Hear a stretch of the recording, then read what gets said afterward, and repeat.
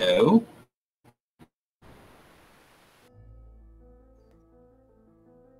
What's up, man? Hey. Greetings. Okay. How you doing, man? I'm just kind of chilling after my crazy week of work. Yeah, I had kind of a crazy week, too. Yeah. More money, so. You're here. Went to the dentist again today. I've been scraped and poked for 2 hours today. God, dude. I hope they gave you some kind of medication. I think, yeah, well, they just numbed me up. It was just like a deep cleaning with, it was like periodontal stuff. It's just been a while. Just being prudent. I'd like to keep my teeth for a while. Yeah? Yeah, man. Yeah, I've never had a deep cleaning like that. It was pretty intense. I've been pretty lucky with my teeth. Me too, really. Yeah. Considering. Yeah, I've not really. I only have. I had my wisdom teeth pulled. Everything done.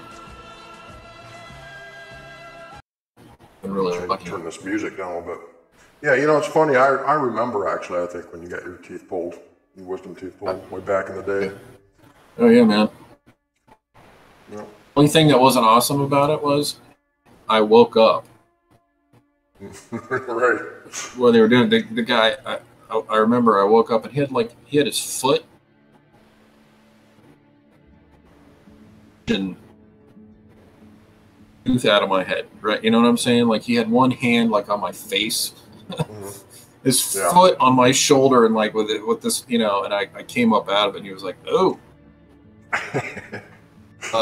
nurse," you know. And they hit me with another dose of whatever, and I was like, "Out." And then afterwards, he was like, "Oh man, you're strong, you know. It takes a lot to put you out." I was like, "Yeah." Damn. Yeah, dude. That's not it. I mean, nowadays they prefer to do it without putting you under anesthesia and just numbing you. That's how they did Alex when he was, I don't know, 14 or 15. He didn't feel a thing. But I was in there and he was pulling and yanking and twisting. And I was like, God damn, dude. He didn't feel a thing though. Well, they definitely have a good, you know, they can numb you out. But I like the, I'll be honest, I like the general anesthetic. But of course, be impacted. So they actually had to cut some of mine out. Yeah. You know, that's the way that mine are, dude, and I still have them to this day. That's the next thing I'm going to do is I'm just going to get them taken out finally. Never had them taken out. They just bug me a couple times a year. So I'm really just not worried about it too much, but... For the general anesthetic, if it's an option. Yeah, we should definitely change the subject, though, because I don't want to talk about dental work anymore. I'm a little sore. I concur. Yeah. I concur with your analysis. Mm-hmm. So this should be fun tonight. But other than it's gonna be a trip, man. It's gonna be like a bad acid trip, I think, almost. It's gonna be funky. Dude, and on that note, on the bad acid trip note, have you watched that new version of Suspiria? No. Dude. What's that? Dude, that movie. Oh, well, yeah. It's basically. Oh, you told me about that before, I think.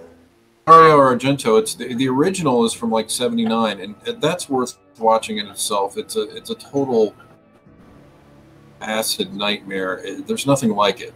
What's it called? I mean, just Suspiria? Suspiria. Suspiria. It's basically about this American girl. She comes to this dance school in Germany, right? Mm-hmm. But which is there's just coven. Okay, but the remake, man, is so Cthulhian. It's like, dude. Just taking their cue from Lovecraft and retelling. Well, I don't know. It's definitely drawing from the original Argento, the whole mythology that he created, because there's like three mothers. Mhm.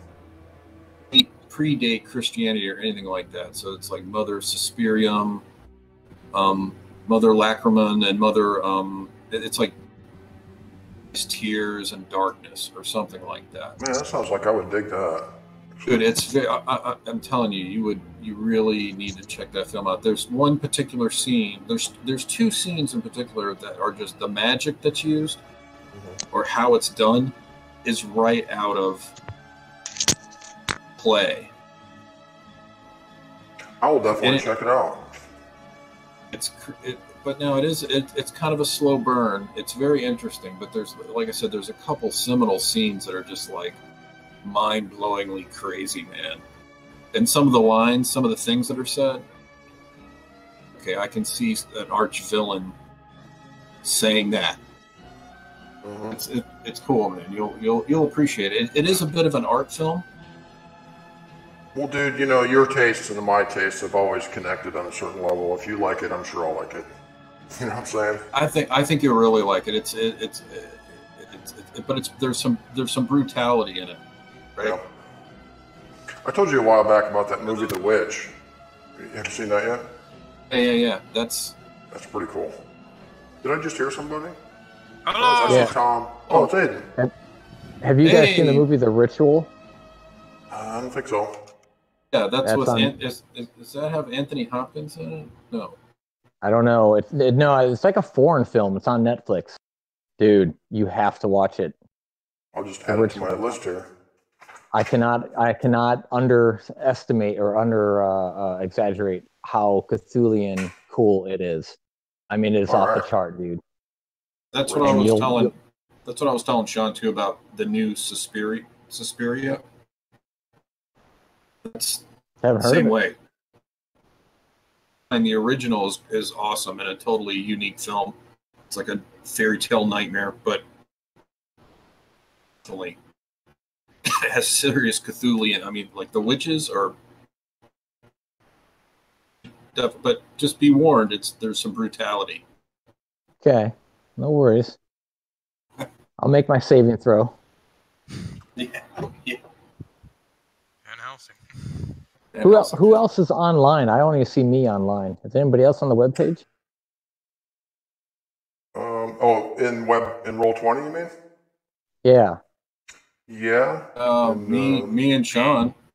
I see quick reference investigator generation sheets. That's all I see. Am I in the wrong place? That's odd. Well, here, let me put up theme music for the session here. The Ecstasy Maybe try to of log Gold. back to Roll20, Tom. I don't know. Yeah, I'm on Roll20. You should see the sign. Just darkness and the sign. Yep. Hold on here. It's interesting because I recognize that symbol from other places. I recognize that symbol. Yeah. And I am Scott Irish and English. Well, it actually that sign, that sigil thing that you see on your screen, is what you saw etched into the base of the pyramid, all the way around it, in the older foundation. Crazy three-legged symbol. You see it in Europe. It's a Triskelion, I think is what it's called. Yeah. Now I see you, Tom. Yeah, I see it here now. Yeah, I was in the wrong one. There's another room, apparently. You might have been in the torchbearer. I don't think he's gotten a torchbearer yet. That was just weird, but he's here now. And everybody can hear each other. All right, cool. There's two choices. Another one says like Cthulhu 2 or something like that. Or maybe I'll make Cthulhu 2. I don't know. That's what it is, dude. I do have a Cthulhu 2 that I ran some one-shots on. I made that just for like one-shot separate adventures. Got it. I was used it for The Madman with Kyle and Aiden. Yes, I remember that. They died in a cabin. The Wendigo. I was going to say that was the Arctic kind of the crazy snow. Yeah, they're up in the mountains of Vermont.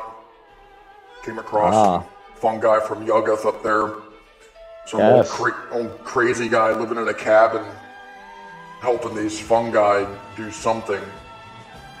Get back to Pluto, which is Yagath. Yeah, well, they went up on the mountain, kind of fought off some Migo and stuff, and it was like bitter cold, dude. They were like mountaineers up there in the mountains, and the Migo wound up summoning Ithaca. The Wendigo came out of the sky and just obliterated the entire area, like just like 1,000 square miles with a ferocious blizzard at negative 40 degrees Fahrenheit and killed like thousands of people and shit, including them. Yes. So they did not stop the summoning, suffice to say. When did this Killed happen? a couple, did not work at all. It was like last Just year that other sometime. Yeah, we just did it on the side. I think it was Aiden's first time playing, I think, with us. Yeah. Dude, I'm reading right now. What is it? The Whisper in the Darkness. Have you read that? Well, yeah, that's what that whole story was based on, Wow, actually. they changed that. Exactly. That's why I'm like, whoa, dude. I'm reading that. I'm right in the middle of the book. Now I'm writing the last chapter right Wow. now. Actually, I take They that back. changed the So- coloring Do you guys remember the coloring of the what? The of book? the character sheets. Hmm. They have been updating the Did they character change? sheets. Yeah, they are updating them. For the change. Yeah, they're pretty cool. They're getting better and better. I like it. But Tom, I just learned that- do you guys remember the chapter in Shadows of the Oath? It was the Worm That Walks. When you guys went to, I think it was Maine, and there was the old man in the mansion yeah. up there. Yes. Do you remember at the end of that you found like the husk of his body? Yes. Yeah, that whole thing was inspired by that story that you written. What do I Ah, yes. Of course. That was cool. No, it's a good story, man. I'm liking it a lot. It's really cool. And I learned today that Pluto is actually called Yagath. And there's a whole race of old ones there. And they're just chilling out. That's where the Migo come from. What should Yeah, I the do for fungi. the...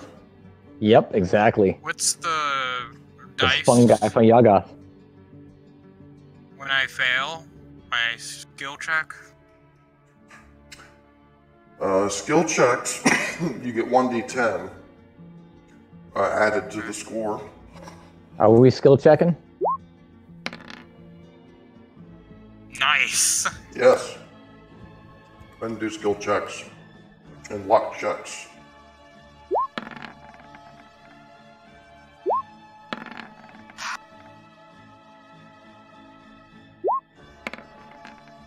Yeah. I think Stuart will be joining us. He said he might be a little bit late. Yep. Oh, damn. I missed my dodge. Or I Alright. made my dodge roll. I'm back, Terry. I had to get myself a fresh beer. Not get that from that one. Good. Oh! Beer.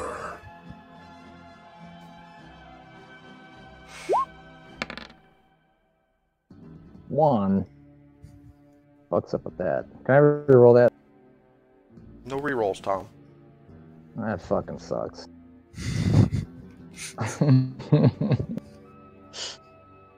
Van Helsing can roll with us. You need to focus a little more on your dice rolls. Like tell the computer to roll good. Ooh!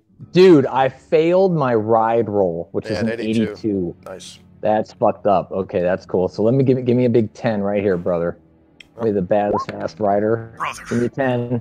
9. 9! Oh, dude, I have a 91 ride roll.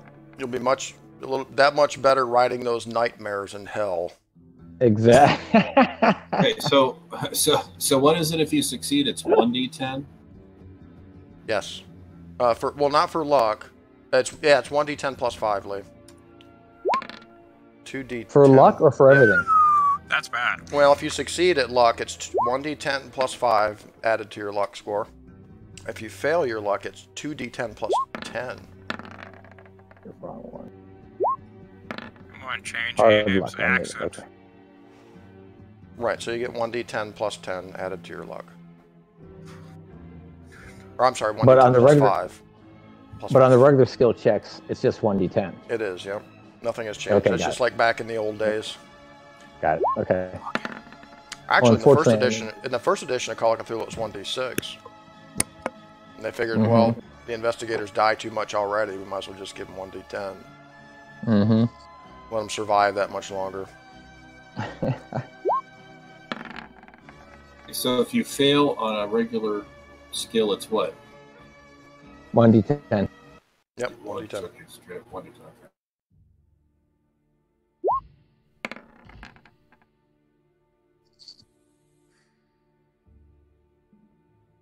That's cool. I just read that story, Sean. Got me thinking. Yeah, I go back to Lovecraft a couple times a year, man.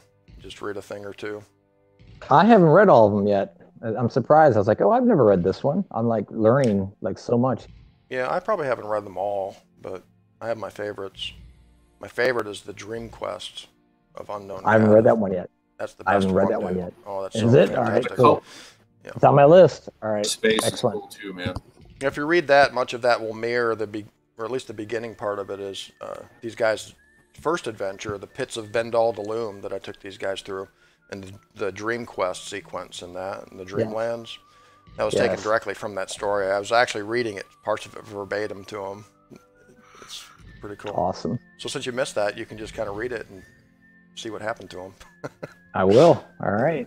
They wound up on the... Yeah, I'm not going to spoil it for you. No, yeah, don't tell me. Don't tell me. It's in my book here. It's on the list. Hello. The color out of space is really cool too. Yes, I love the color out of space. I love that one. Don't drink the water. Wonderful story. That's right. Do not drink. Story. Don't drink the fucking water in Arkham, dude. Are we going to see Dan? Oh, there we go. Okay. Can you guys hear me? Yes. Yes. Okay, good. Sorry. So it was on my end. Okay, I couldn't hear you guys for a second. You sound perfect. I'm going to turn it down a little bit, actually. You sound too good. It's that fancy, expensive microphone, man. It makes a difference. Nice. I just use like a Plantronics business microphone kind of thing. It works pretty good. I don't even know what I'm using. It's white. It's a cord. It's white. Are you using those That like really earbuds? narrows it down. Yeah. Using like earbuds with a microphone on it, Tom? Is that how you were doing it?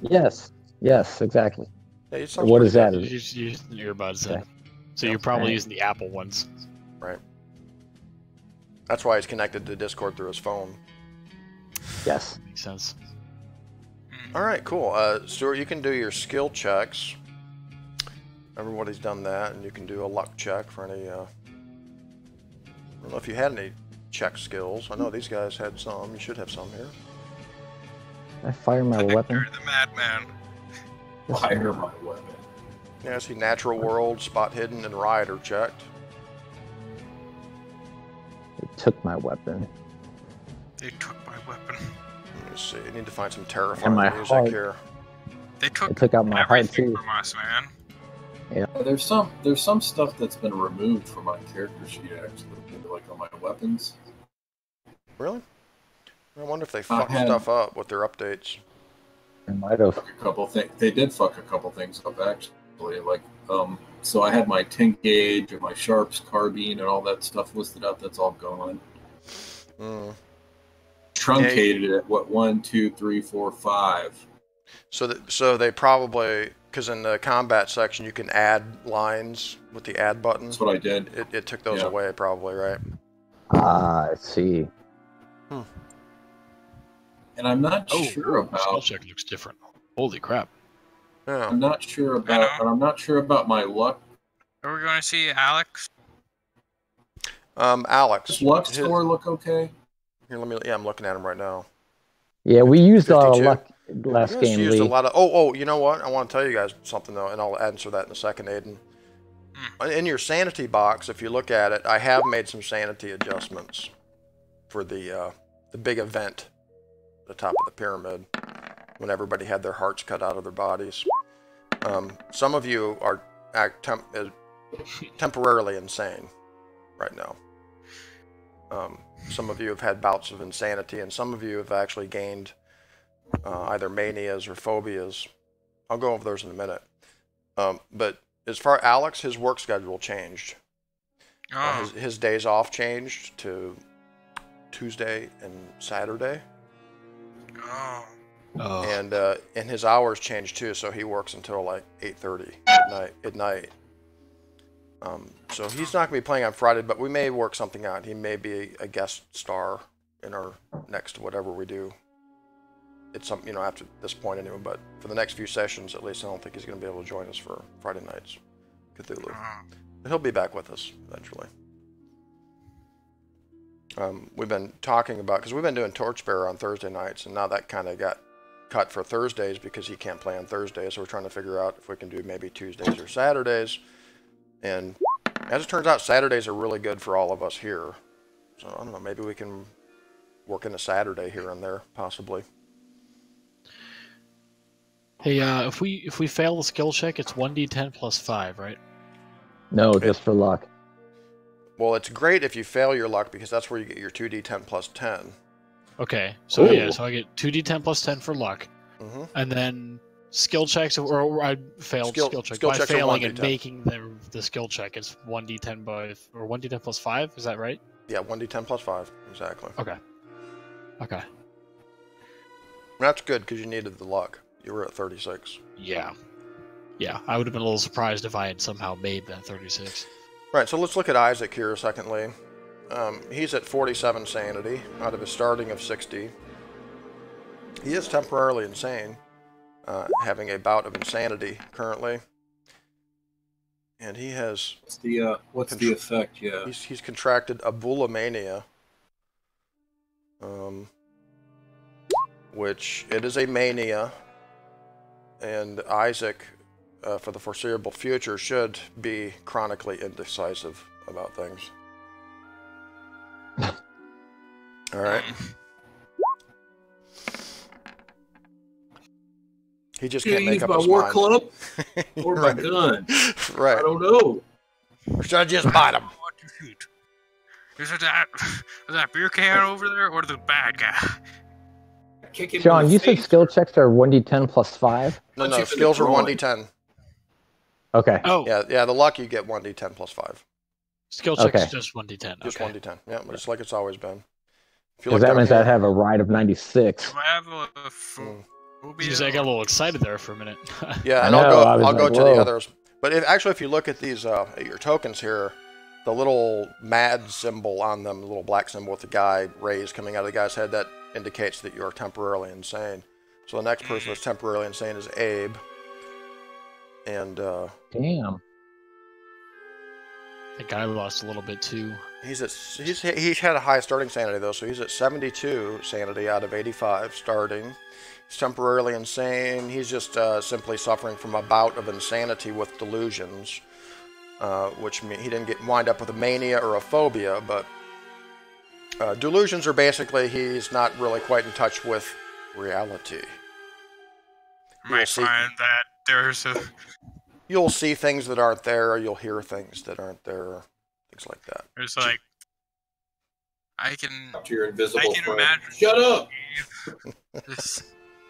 No, it's like I can imagine Abe just looking at this guy with no mustache, and he can just see like the most funniest mustache. Right. No, I imagine like kind of jumping at the shadows kind of thing. Mm-hmm. Trees looking at you.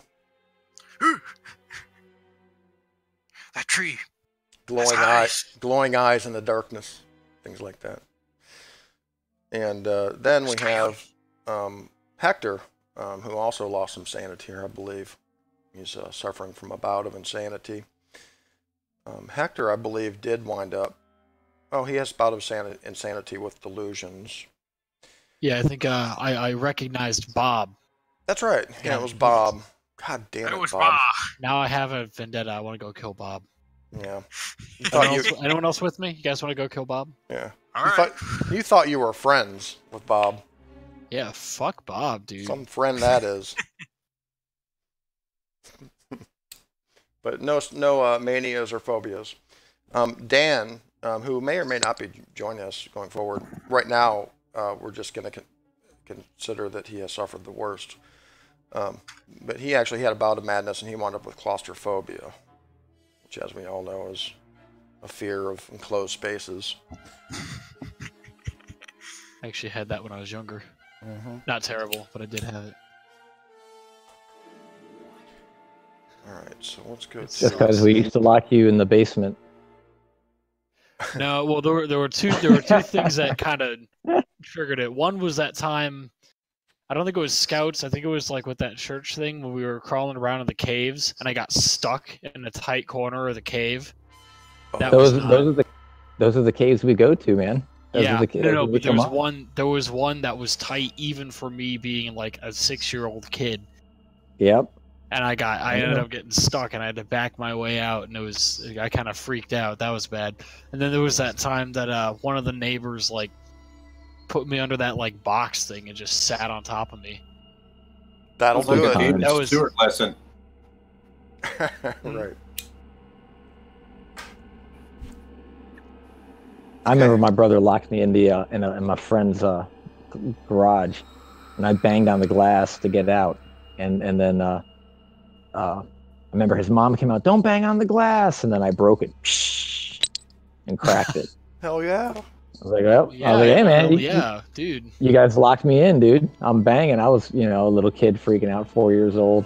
So yeah, I remember that. Did you wind up with claustrophobia? Too? Nah, I just went caving last weekend. It was great. Yeah.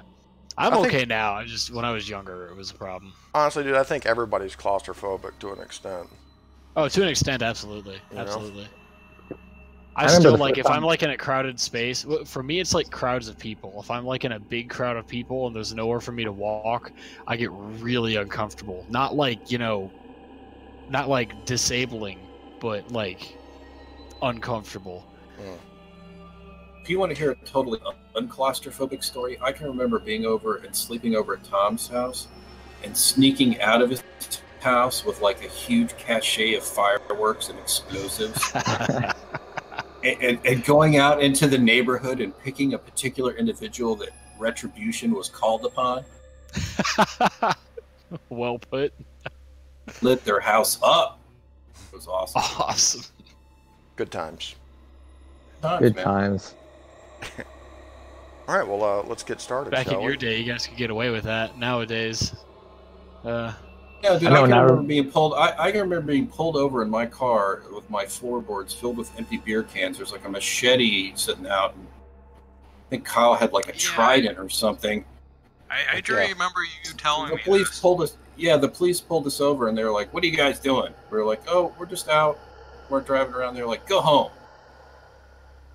I remember getting pulled over a couple times. Once with Dewey, and once with Scott Ray, and both times were very dangerous. Yeah. So Crazy. Get out of here. Yeah. Absolutely. Yeah. So times have changed. Yeah. They would have dragged us off to jail. Everybody's got cameras now. Yeah. No, nowadays, I mean, if you post something sketchy on social media, the police will come knocking on your door these days. Don't even have social media. That's why I don't use it. I very rarely use it. That's what's so funny, man. And people want so much attention. They're posting what they're doing. It's illegal stuff. Of course, the police are going to show up and arrest you. Yeah, I know. The kids that post their criminal activities. No, well, that's genius, right? There was a guy. It was after I left Bell Creek, but I know the kid because I went to school with him, and he broke into some place he thought was like an abandoned warehouse or something, but it wasn't. It was owned by some lady, and it was her property that had like been in her family or whatever, and he like broke in and started like trashing the whole place to get views for his YouTube channel. And so, the police showed up to the school, and he's all like, "Oh no, the police are here. Hopefully nobody sells me out," and like everybody was like, "Oh yeah, we know him." It's like, it'd be one thing if it was harmless, but he was like destroying this person's property for views on a YouTube channel. That, and he was just a dick in general, so everyone was kind of like, yeah, that's it. Yeah, now he's a dick with a felony charge. Exactly. So, let's delve into the depths of. Yeah, I think everybody's here. Yeah, we're just missing Dan. We'll find out what happens to him later. So let me take you guys back over here.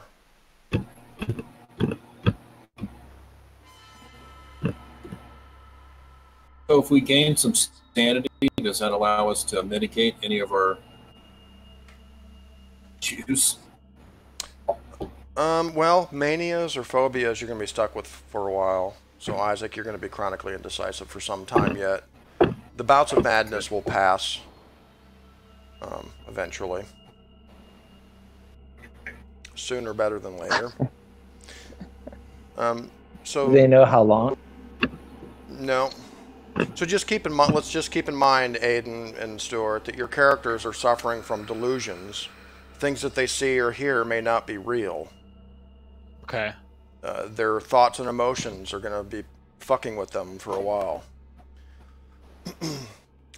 Isaac, you as well. You're also having sort of a bout of madness, but it's kind of taking the form of being indecisive or just confused, I think would be a good way to play that.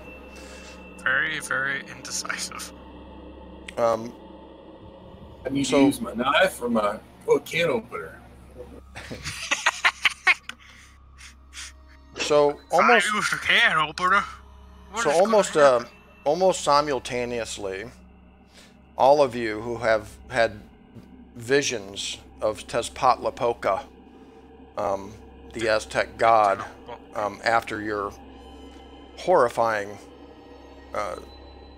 events that happened atop the pyramid, all of you being sacrificed and thrown down into a pit, almost simultaneously, you all awaken. And you find yourself in what appears to be darkness, and above you, way high above you, about 200 feet above, is a small ring of light.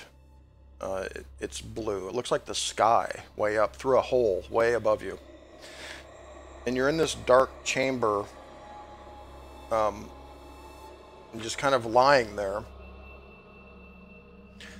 And looking around you, you see that you're actually lying among human bodies all around you. Some in, some extent of decay. The horrible stench just assails your nostrils, and you just wince from the putrid smell down here. And again, high above, you see a small circle of light visible. It's got to be at least 200 feet. And you assume like that's where you fall from. It's like you're at the bottom of this pit. And down here, the shaft is clearly wider than from above, where you were thrown down. And What do we have on us, Sean? And just from the dim light from above, it looks like a roughly circular chamber that you lie in atop this pile of human bodies. And it's about 50 feet in diameter. And it's, as you kind of try to sit up and move, you can feel, underneath you, these bodies that you lie upon, it's slick and slippery and kind of greasy. And it's Is my chest still cut open? Well, you look at your chest, Tom, and you see where the hole was, where they cut your heart out. And it appears to be an open wound still. But there's this black, like viscous, shiny, gooey mass in the hole where your heart should be in your chest. And you can see it like sort of squirming. You kind of have to double take and look closer, but it does appear to be moving a little bit. But all these bodies around you, all the rib cages are torn open, where their hearts were torn out, and just dead eyes are staring at you from everywhere you look down here. And all of you, actually, you would feel kind of for your own heart, but your hearts are gone. You feel you have no pulse, no heartbeat, nothing. There's just a hole in your chest that's sort of closed up with this black mass that feels slightly spongy and completely numb. And then meanwhile, are there hundreds? It just looks around, notices hundreds, yes. like glowing red eyes, and he's like, ah! Well, I'm certainly going to call from a sanity point from those of you who don't have the hardened talent. Or you, Dr. Van Helsing, because you're a physician. This wouldn't be... I've seen worse. Yeah, maybe.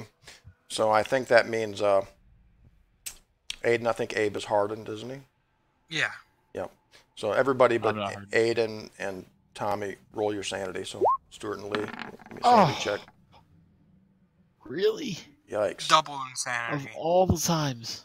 Getting off to a good start. This could be a great night. Oh, God. Double. Cha! All right, so I think the RNG is extreme tonight. I look Lee with one eye. Nice. It's cool. My other eye looks at Stuart. Clubsing worse. It's the crooked eye. It's like, oh, dude, you okay? So Hector, lose 2 sanity. Okay. Abe lose 1. It's really the kind of just the way the bodies are just kind of torn apart, and some of them are actually in pieces. You can see as the mound that you're lying on must be 10 or 15 feet high at the bottom of the shaft, just full of bodies in varying states of decomposition. The smell of putrefaction is overpowering. Isaac, think if you piled all the bodies up, it would reach up to the top so you could climb through the hole, or is that a stretch? Not quite. The hole up there has to be at least 200 feet from where you lie, and the bodies themselves are, although massive, looking around, you can see faintly see the edges of this chamber. It's a circular chamber. It's about 50 feet in diameter, and the whole bottom of this place is covered with bodies. It looks like the ones that are further down underneath the bodies on top are almost skeleton-like. You can see bones and shit down there. But no, it wouldn't pile up to the hole.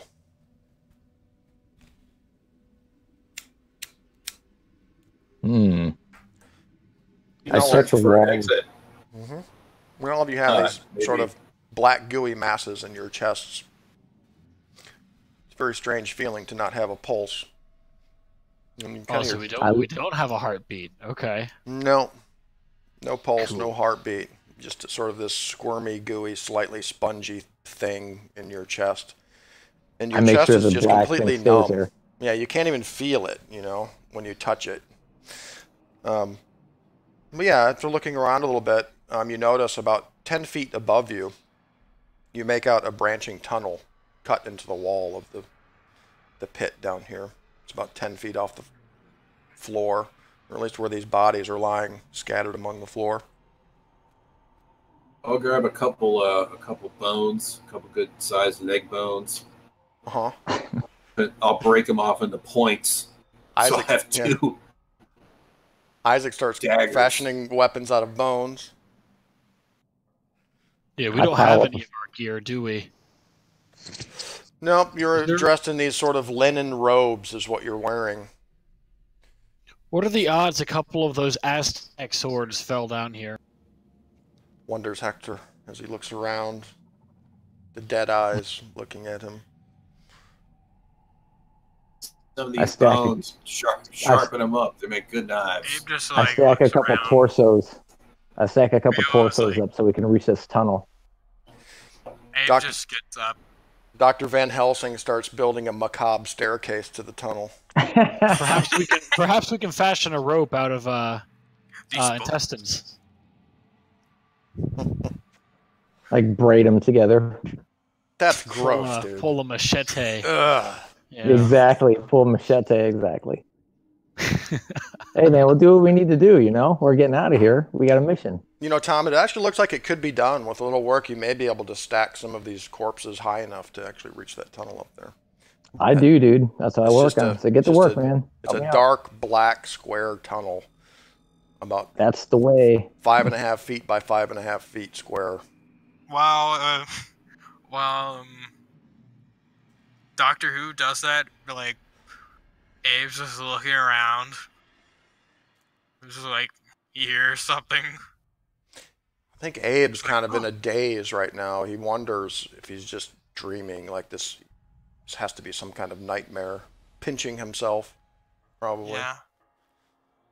His Wondering. he gets over it, and then he just like hears like a faint growl. Hold yourself, man. It enters Abe's mind that if he is alive, then perhaps some of these other people down here are alive too, and you're looking for any of them.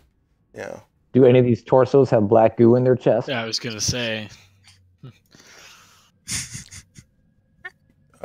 No. After just kind of a cursory look around, they don't appear to. Most of their just chests and the rib cages have just been kind of cracked open. Exactly. Doesn't appear that any of them have suffered the same fate that you have. They were either not given a choice or they didn't make the choice. Mm. So yeah, that's the real thing. Either these people weren't given the choice, or they chose not to, which is a little frightening in and of itself. How about we just So I continue to stack the bodies and say, "Oh well," and I stack them up.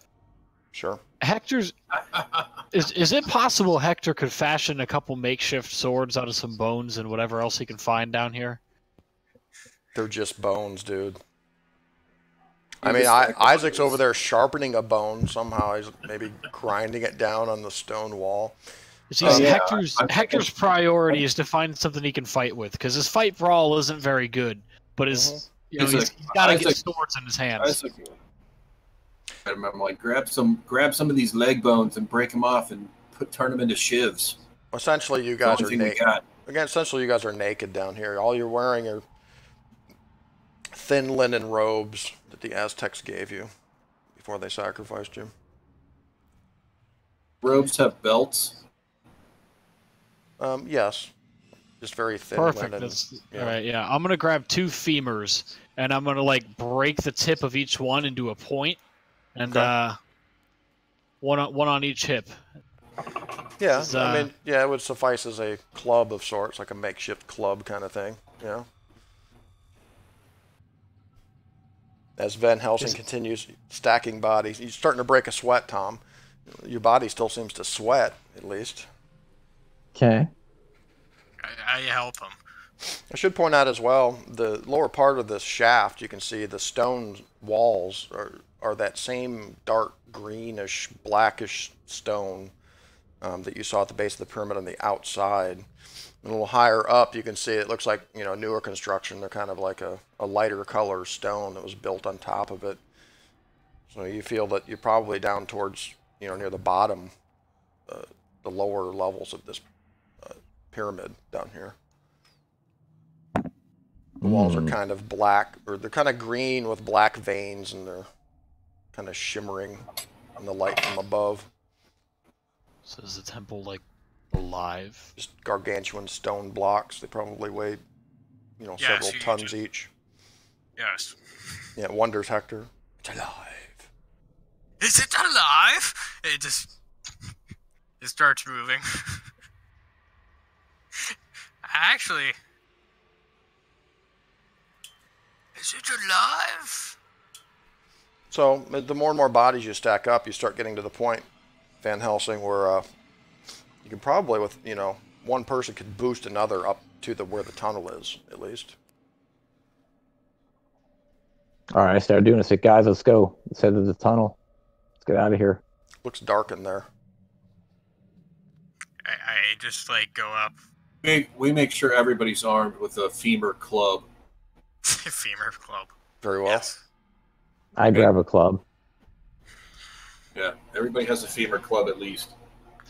If I've got points on my femurs, can I use them like swords? No. Even if I'm even if it's with a penalty die? Because I think my chances with the penalty die on sword fight is still better than my fight brawl. No, I'm sorry, Hector. They're not swords, I would say. They're at all. They rip. Okay. Yeah. All right, Hector's first priority is getting his hands on something sharp he can use as a sword. Femur club will have to work for now, but... All right, we shall see. Better than nothing. It's better than nothing. So, as you're kind of looking up into this tunnel, you can see, as I said, the stone, this green stone, upon closer inspection, it appears to be highly polished. almost as if it's very, I don't know, strange looking. Unlike any other kind of stone you've seen. The natural world roll? Yeah, sure. Yeah, you can roll your natural world with a penalty die. Yeah, so you can roll twice and take the worst.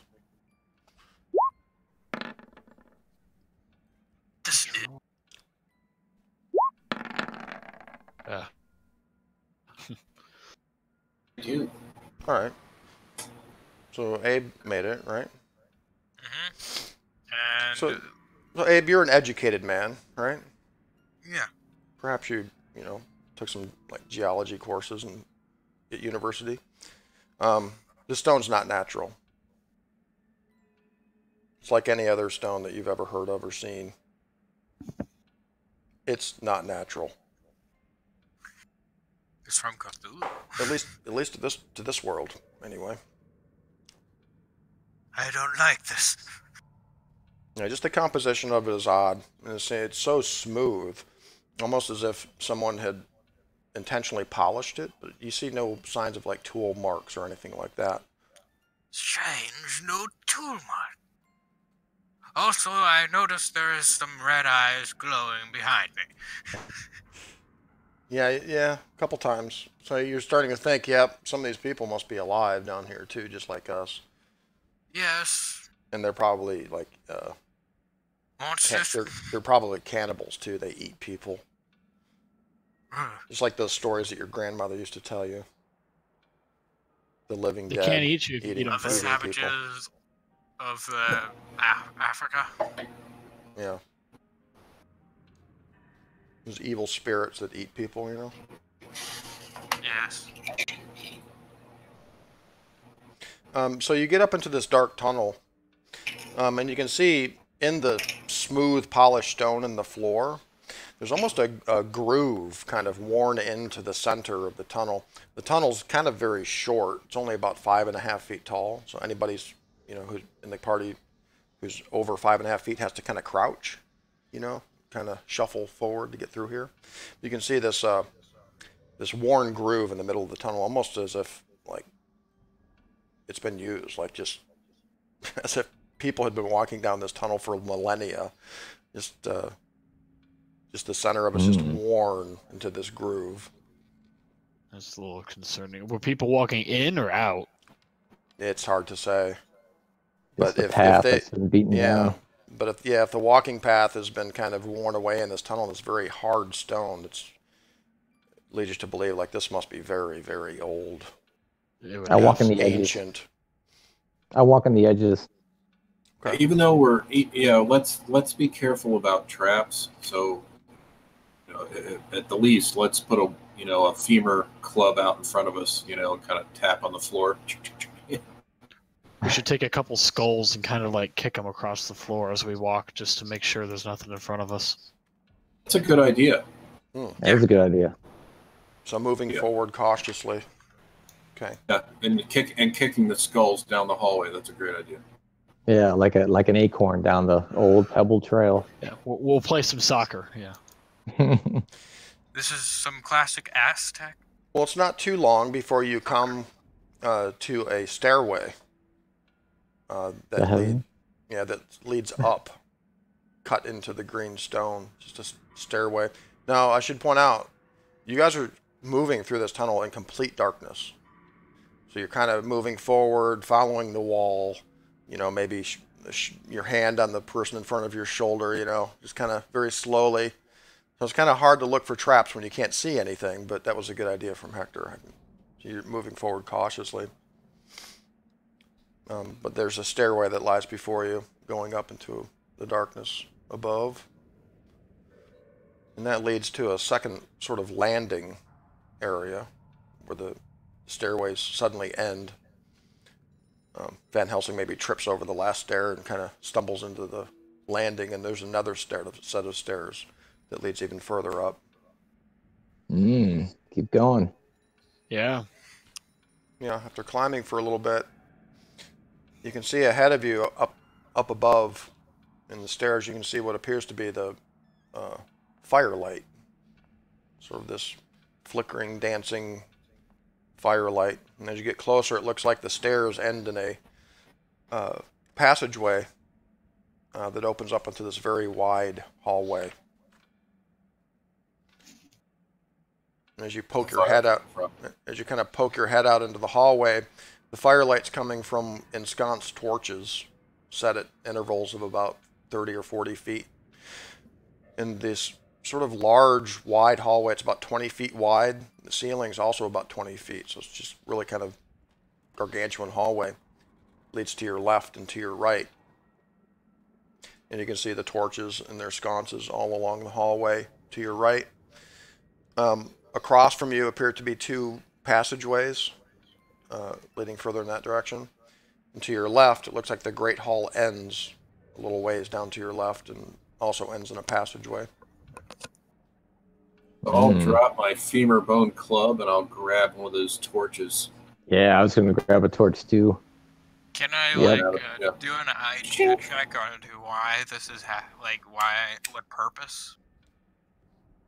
I don't know. Let's go to the left passage. I mean, it looks like these passages are just part of some kind of, complex underneath this pyramid. The torches are very primitively made. They're more like they're just kind of made out of straw pitch, soaked in some kind of oil. It looks like they'll burn for a good hour, maybe 2 tops. Right. Well, I'll keep my femur club, but I still grab one of the torches. You do. As I said, they're dispersed along the hallway here, about every 30 or 40 feet. So there's quite a few of them. Several. Okay, dozen. So Sean, I take my torch and I hold it up in the air like Rambo, and I check for the wind, and I see which way the wind's blowing, and I go that direction. Nice. There does seem to be a slight movement of air from the south to your right, coming up out of the sacrificial shaft. It's the longer part of the great hallway leading off to the right, lined with torches as far as you can see.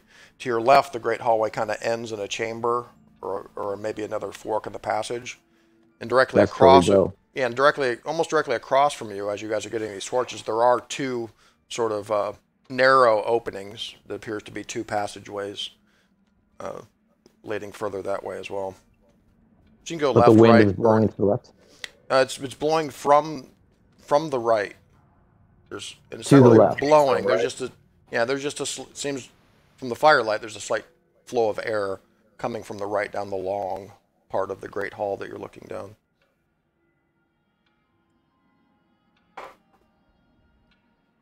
And there are 2 passageways that kind of in front of you as you come up out of the sacrificial shaft.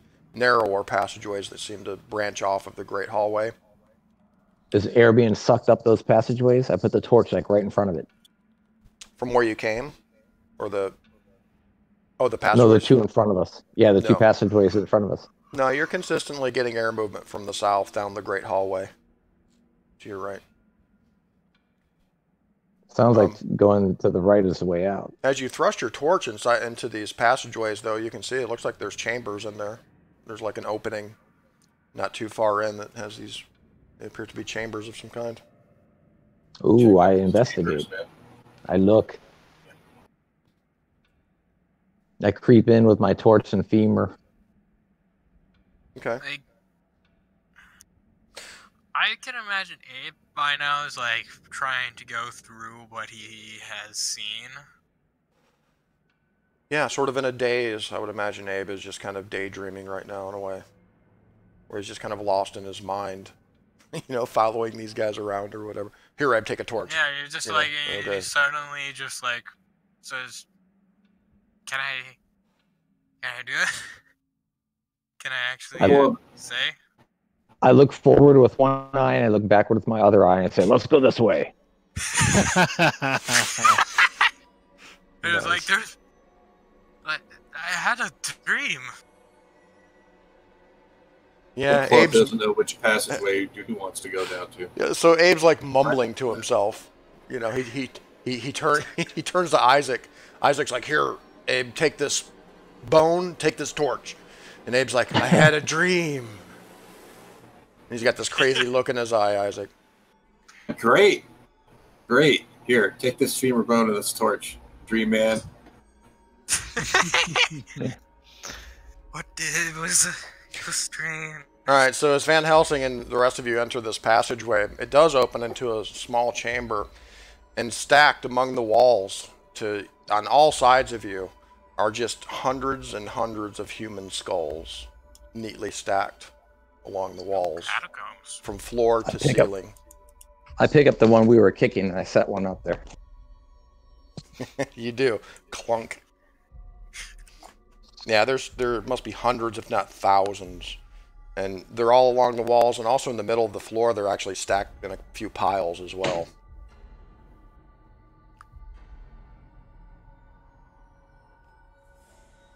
And that's really it. It's like the room of skulls. That seems to be all that's in here. Skulls. Is it a dead end? Yeah, it's just a chamber off the main passageway of the Great Hall. Oh. There is another passageway nearby off the Great Hall as well. Yeah, let's go the other passageway. Yeah. I do a Hail Mary at the skull I put there, and I move on. Okay. In the chamber next door, it's basically the same thing. Just humongous piles of human skulls. Hundreds, if not thousands of more. Probably 10,000 skulls, Dr. Van Helsing, at least. Like Abe's getting more like getting that urge to just destroy. What is Abe doing? He's like looking around at these skulls and just like, these monsters. That's like the catacombs in France. No big deal. Let's go. There's another feature in this room. The bodies? Oh. Here's the thing, though. The bodies in the bottom of that pit, they all had their skulls, right? So where do these skulls come from? Well, I didn't say they all had their skulls. It was a 15-foot deep pile of bodies. Oh. Most of them were fresh. Yeah. Fairly fresh. Most of them were fresh. Okay. Although there were kind of very deep. Yeah, there's skeletal remains. There's a mountain of skeletal remains underneath all the bodies as well. Did most of them have heads? Did any of them have heads? Now that you think about it, as you were looking for a weapon that you could use as a sword, now that you think about it, no, most of those skeletal remains did not have heads. We did find a skull, but I guess that means that they go down there to get the heads, which means they're going to notice we're not down there. So one way or another, they're going to know about us. Well, which leads me to the next thing here. There is another feature in this room. In the room are what appear to be 6 wooden troughs. There are these constructions that look almost like wooden sleds, but they have hand grips on either end. It looks like these are some kind of hand carts or something used to carry something. They look like they would, like a line of skulls would fit perfectly in there. Oh yeah, you could fit 20 or 30 skulls on them easily. Okay. Could I fit in it? Can I do an idea roll? They're about a foot deep, you know, so they're like kind of deep buckets that 2 men can carry hand in hand. Can I do an idea roll? No, there's really no idea to have here. It's pretty obvious. Residue? Yeah, it's pretty obvious that they're used to carry body parts or skulls or something, probably. I break one of the skulls. No, I mean, they seem relatively modern. They're not really, like, old or anything. Just fashioned out of wood. You gonna do what? I'm going to break one of the skulls. You're gonna pick up a skull and just, what, smash it on the floor? Is that how you're breaking it? No, with the club. Ave attacks the wall of skulls. And he's screaming, "You bastards! You bastards!" Yes, because he's an imperialist. He's yelling pretty loud, guys. In German. He's cursing in German. I know you're smashing the skulls of the people who were sacrificed, right? Relax, he just man. Looks back at you. It's all good. He continues. It's all good. He just like looks back. I shoot him in the eye and raise my eyebrow and say, "Come this way." It's just like a. Here, wait a minute. I gotta change this. It's gotta say, "Come this way" now. Come this way.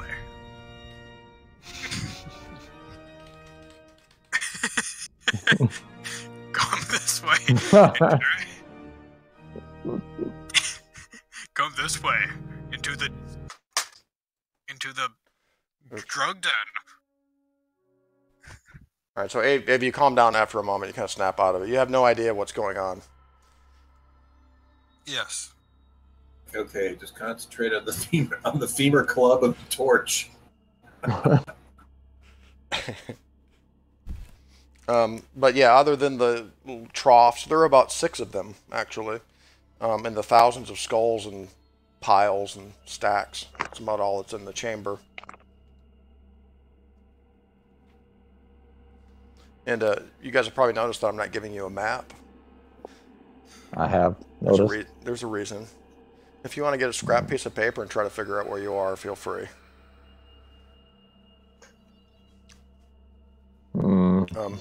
So a lot of work. So you've kind of looked at these 2 chambers that are nearby where you guys came out of the sacrificial pit. And there's actually another chamber not too far down the south passage. Same thing, just piles and piles of skulls. So you can either go, further down the Great Hall, the long part of the hall, where you kind of felt that that's where the air was coming from, or back down the other way down the Great Hall, which seemed to kind of split off in another direction, kind of more towards where the stairs were that you came up.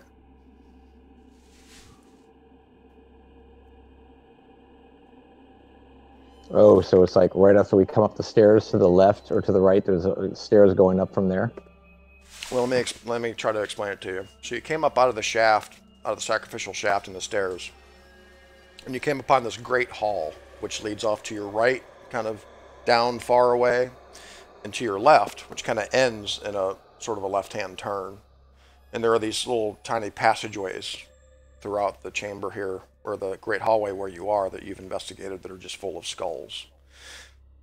So the only way, the only ways forward are further down the hall to your right, which you feel is where the air is coming from, which you can, as far as you can see, it's just a lit hallway kind of going almost as far as you can see, or to your left, which seems to kind of careen around to your left hand a little bit more towards the east, where the great hall turns. Let's go to the east where it turns.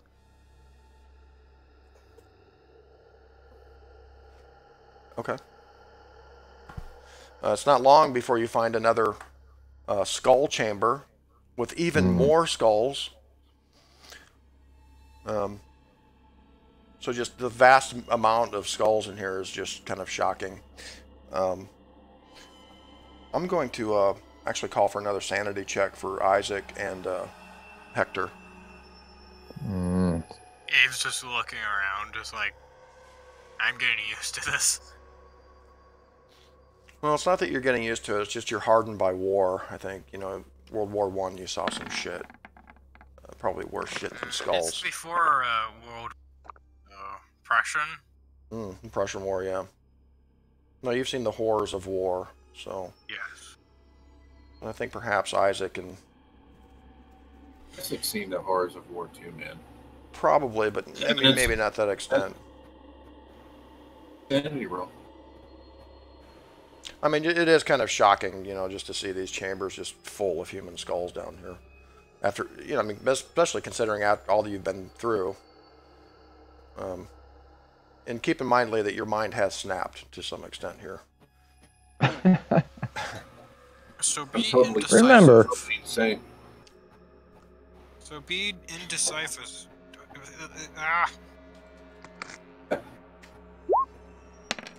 Should I use the torch or should I use the club? No. Maybe I should use my belt. Yeah, and it's not just that, like which way to go or how to get out of here.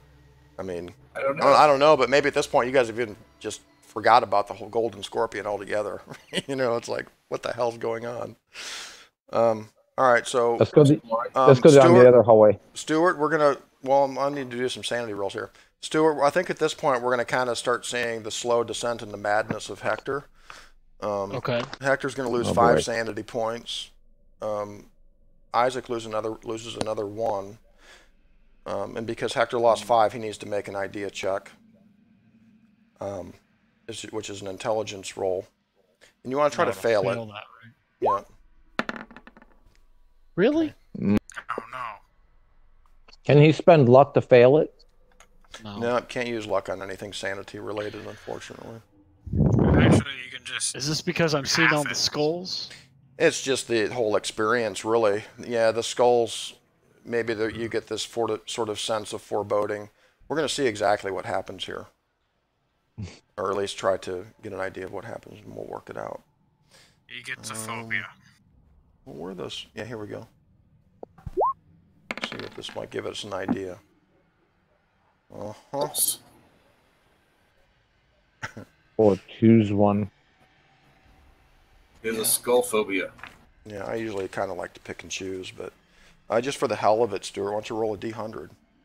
Let's see what luck. Why not? Let's see what luck tells us. And this is part of the fun, is figuring out how this phobia fits into the current situation. Breathing or something. Whoa. Whoa.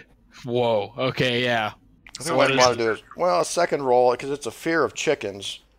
It's electorophobia. That's totally cool. That's awesome. All right. I can work with that. All right. So let's just try to develop a fear of chickens over the next few days in game time, shall we? Maybe one of the skulls has like a weird beak shape to it. So now. All right. So it's interesting that you put under phobias and manias. That's where you have strong women, which is, I guess, a phobia, a built-in phobia for your character. But now, kind of, yeah. But now you have a fear of chickens as well. It's kind of the thing, isn't it? What's that? It's kind of the same thing. Fear of chickens. All right, so I'm expecting you to play that out, Stuart. Fear of chickens. All right. And what a bout of madness is for a number of certain period of time here, you have sort of a freak out situation. Maybe it's it could be a childhood memory. How about that? Like maybe when you were when you were very small, like a toddler, assaulted by chickens. That really happened to you, Stuart. That actually did. I did get chased around by chickens when I was a little kid. Yeah. Yeah, something, wow. and that's always bothered Hector since he was a child. Perhaps maybe he has had a slight fear of chickens, or at least he's kind of had the memory of it. Maybe he continues to have nightmares about it occasionally. Back when Bob and I used to play as little kids, there was that one chicken in the neighborhood. That's right. El Diablo. Exactly. And you had to cross the road every day to go to school, and that chicken was always there waiting for you. He just sat there. He never crossed to either side of the road. He just sat in the road and wouldn't let anybody pass. Exactly. So I think I can see how this would play out, what this looks like. It's probably like Hector, you become a little bit overwhelmed, about the whole situation and what just happened. It wasn't just a short time ago that you had your heart cut out and you met some, evil being in some dream world, or at least you think you did. You don't even know if that was real.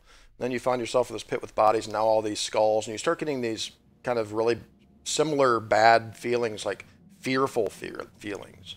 The same kind of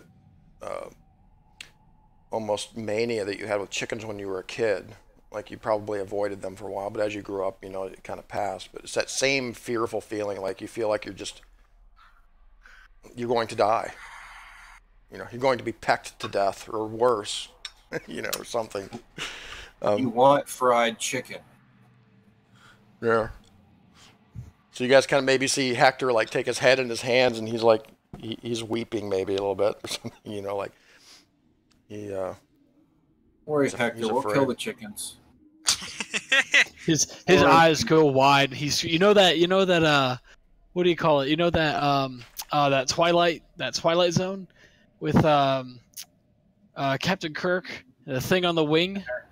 You know, his eyes go wide. He starts screaming about how the chickens are gonna get him. Oh. He's like pointing into the dark. It's like it's there, but it's there. Right. Exactly. Yes. And he begins to take awkward pauses in the middle of his sentences as well. Like I look at him and it's just like, is this because of the dream? Oh no, it's a chicken. It's there. All right, so you guys are able to calm Hector down, and he seems to be fine now, temporarily. We still need to get the treasure. Continuing down this great hallway, you find another chamber full of skulls, and then there's this turn in the great hall, and it goes down this sort of grand staircase that leads down into the darkness, going down again now. All right. We follow it. Much We wider. follow. Yeah. Much wider than that. Okay, you do. Van Helsing. Fine. Your torches are maybe only half Finding burned a at this way. point, the first ones.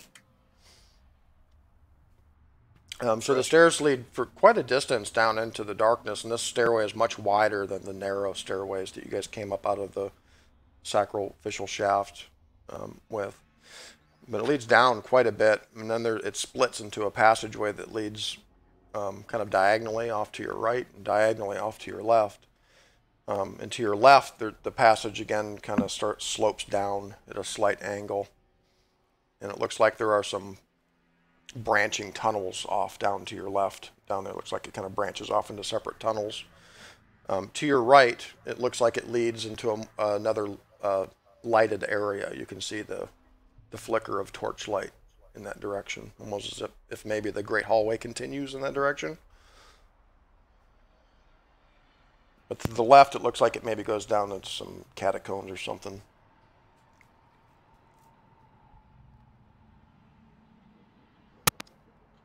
Alright. We avoid the catacombs. Keeps costing us sanity. Go the other way. Go down. Okay. So indeed, the passageway opens up again into sort of another great hallway leading straight ahead. It looks like it drops off after a little ways, and as you move up there, you can see it's another staircase leading even further down.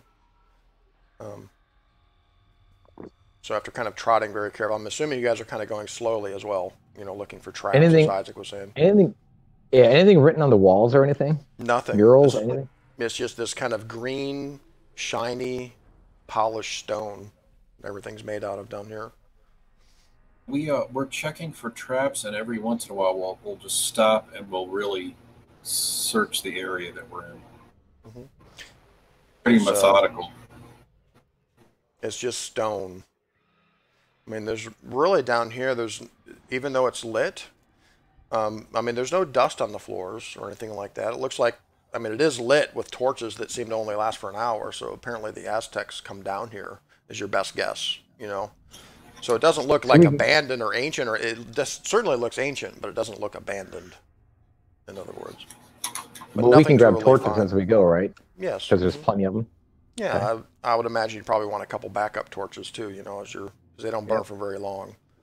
Definitely. We'll take a couple and we'll put them out, and then as we, as the ones we have lit in our hands start to get low, we'll light the other ones up. Okay. So there's the grand staircase goes down pretty far to a landing, and then another grand staircase even further down. So it takes you some time to kind of navigate this stairway going deep down wherever you're going here, given that you're trying to move carefully. The stairs are kind of narrow too. You have to kind of take care going down these. Eventually, you come down the corridor and ends in a circular chamber. And the chamber is round, and there's one exit off to your right. It's a very narrow passageway, a tunnel that leads off away out of the chamber. And unlike the walls that you've encountered thus far, the walls in here are decorated with like bands of reliefs. This artwork. More precisely, it looks like a single relief band that seems to come from the floor, and it climbs higher and higher up the wall, sort of in a spiral up to the ceiling. And the spiral relief depicts snakes with arms and legs walking upright. Creepy. Taken as a whole, it appears to be like an endless procession that sort of rises out of the floor, winding higher and higher until it reaches the ceiling. And each of these serpent men, I guess you could call them, has something in its arms. They seem to be like maybe sacrificial goods of some sort. Because as your eyes kind of travel up to the ceiling of this place in your torchlight, you can see in the 20-foot high ceiling, it's completely covered with sort of a separate relief. And it depicts what appears to be an oversized snake that takes up most of the ceiling. It's in a coiled position. And it seems to be fixing you with its stare. The snake bears a crescent moon sign upon its forehead. Like, upon this realization, Abe just like, oh. Yig.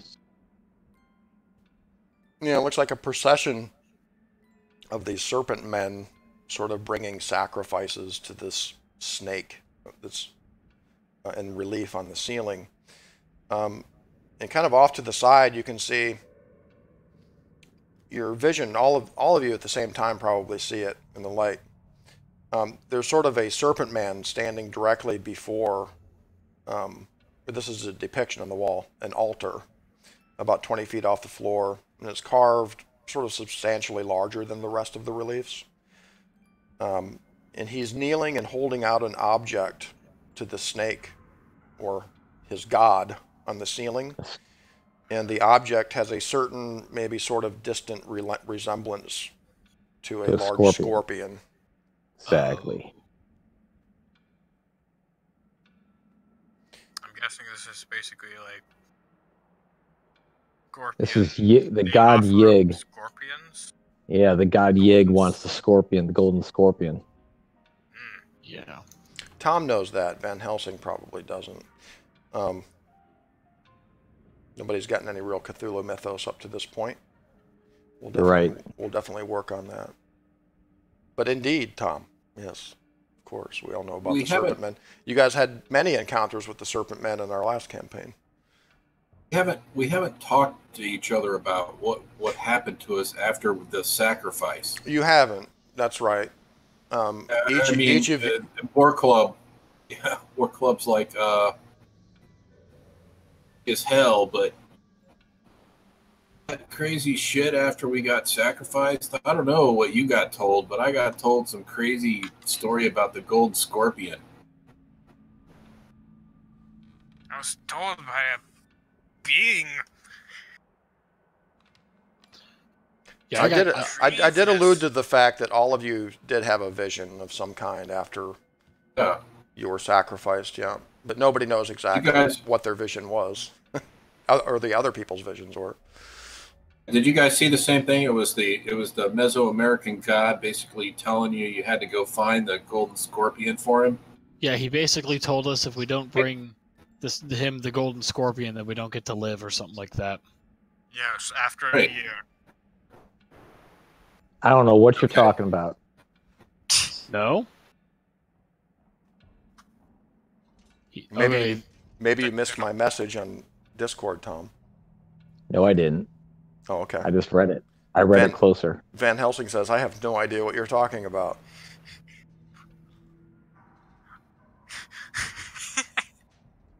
All right. This Mesoamerican god dude told me that he would give me my life back if I brought him the scorpion, which probably means that we should absolutely not let him have the scorpion. Yeah, but look where our hearts are, man. Who do you think's going to give our heart back? Yeah, I know. As well as War Club feels like I remember being played. I remember that map, and remember that map we had, and there was you got sacrificed, and then you went later on you went into the scorpion. You found the golden scorpion. There were these long lines attached to it, and these other little pieces or something. Yeah. There was something to do with the scorpion on that map, right up there. See here's the sacrifice doing something with the here or something. What was it? I think Abe, I think Dan determined that this area over here seemed to represent some kind of treasure that was buried with the scorpion or something. It's like a count of items. There's a count of skulls here. Like yeah, 5, 8 skulls. Is there any resemblance to the number of chambers we found with these numbers? I don't know. You tell me. Nah, the numbers don't make sense. I haven't finished describing this chamber though yet. If you'd like me to just continue describing it. Continue. Might shed some light on the situation. So there's this, relief of the oversized snake god on the ceiling with the crescent moon upon its forehead, with the serpent man, with the outstretched arms with this scorpion looking. It looks like a scorpion, but it's kind of stylized, but it resembles a scorpion. In the floor of the middle of the hall is what appears to be a 15-foot square seal. It looks like this. So in the middle of the floor, the chamber, is this large relief. It looks like this. It has like 4 dots in the middle of these snakes that are sort of eating themselves. And it's sort of raised. It's a raised platform, about a foot off of the floor. And it's a snake laid out in a square, biting its own tail, with its head in the upper left, as seen from the north. And inside the snake is another square snake, biting itself in the tail, with its head in the upper right. And inside this is a third Ouroboros, square again, with its head to the lower left. In the middle of the innermost snake square are 4 oval shapes. That Isaac, looks like to you, those are eggs. They seem to depict eggs, probably. Is they're egg-shaped?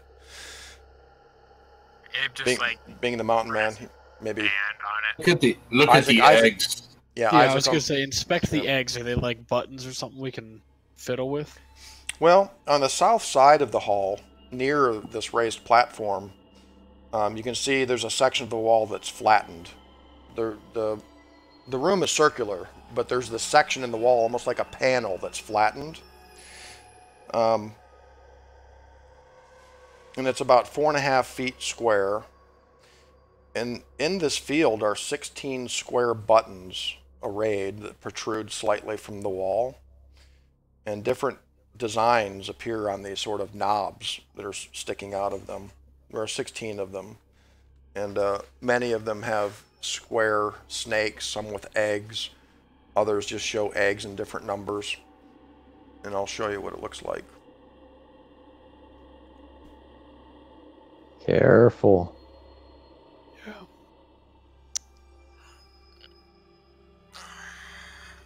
See, if Spock were here, he would know how to work this computer, but... Well...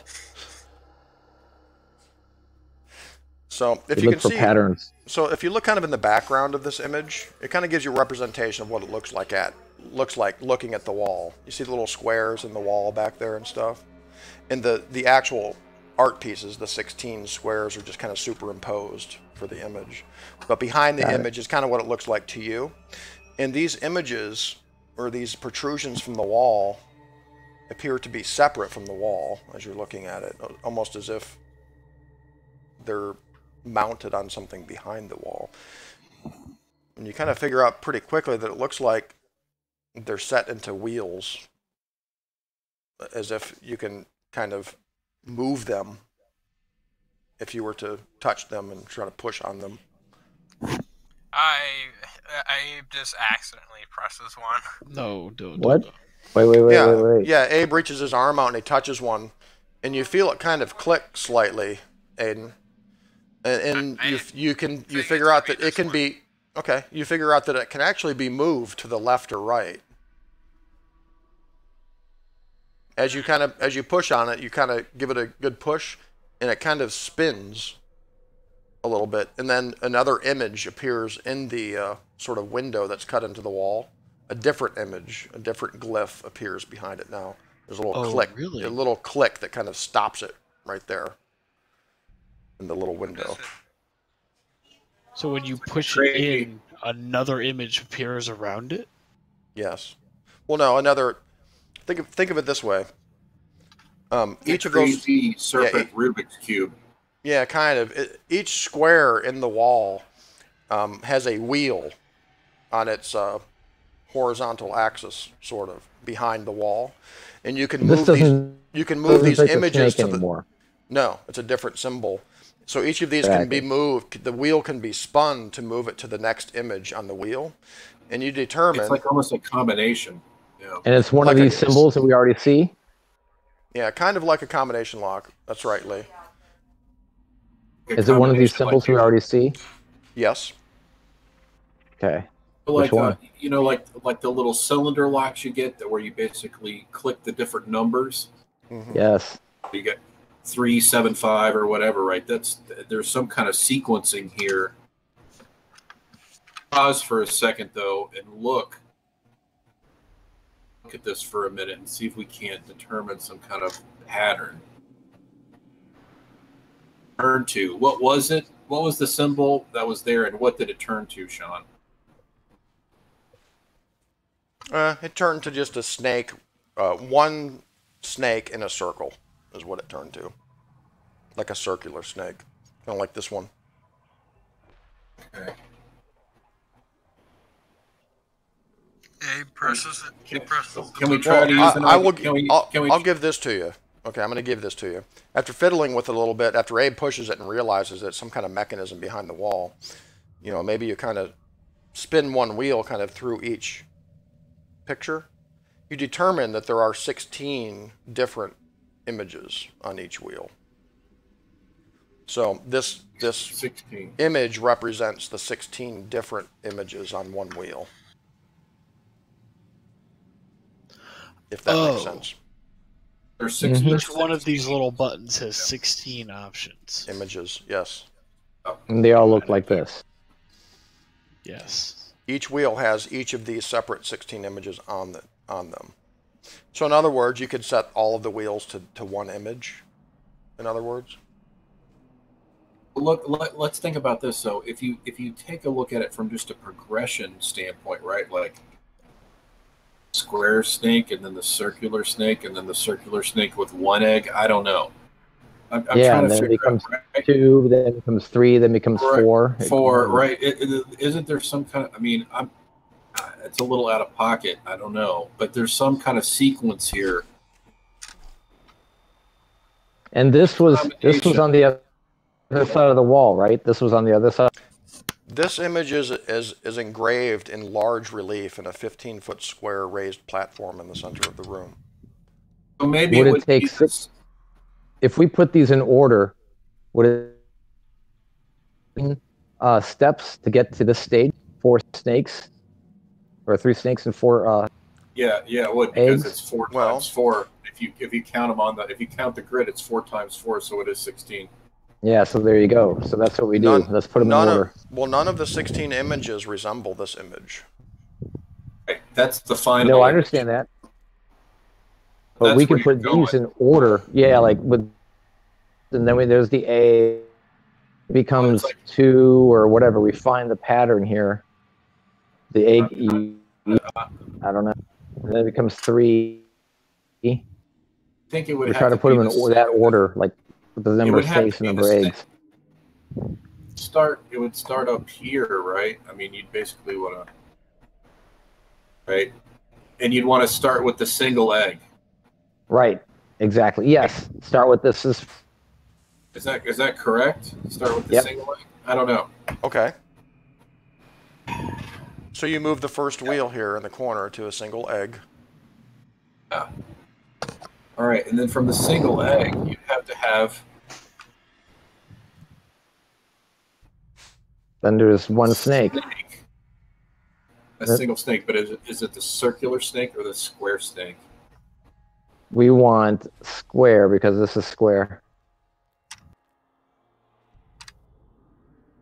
Yeah, you do see that. Yeah, in this image, you can see what appear to be 3 square snakes in the outer and with 4 eggs in the middle. Yeah. And it's odd that, I mean, of course, none of these images on the wheels represent the same image that's engraved on the floor. I mean, this is 4 eggs here. This is 4 eggs in the snake. Yeah, there you go. The 4 eggs in the snake, right? Wouldn't that equal? Well, no. This would be the last one. This would be down here. Yeah, that'd be down. Okay, so yeah, move that one down there. And we put them in order, in sequence. I mean, we fiddle with this, Sean. Does this do anything? Does anybody have any occult skill? Let's see. Could always try. Occult might help with this.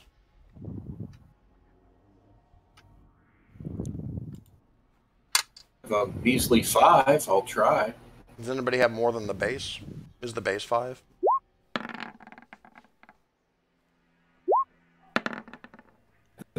Oh, you could burn. All right, I can use luck.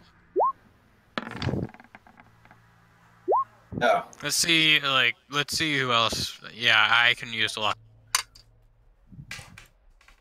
Would an idea roll help? Burn the luck, my friend. That's it. Luck? Yeah, you can do it, man. Burn it. It looks like Abe's going to have an idea right here. He's going to burn the luck. Go ahead and burn it. You don't get to check the skill, though, remember? I know. Abe, you figure out perhaps from your studies, your occult studies, or maybe it's just a hunch. This appears to be a number system of some kind, like a decimal system. And you think that perhaps maybe these images represent, since there are 16 images on each wheel, perhaps they represent the numbers 1 through 16 in some kind of ancient archaic decimal system? Kind of like the Roman numeral system in a way. Ooh. It's definitely some kind of number system, you think.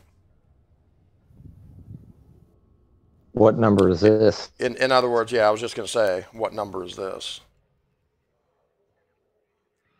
Is that 17? I think it's combined of them.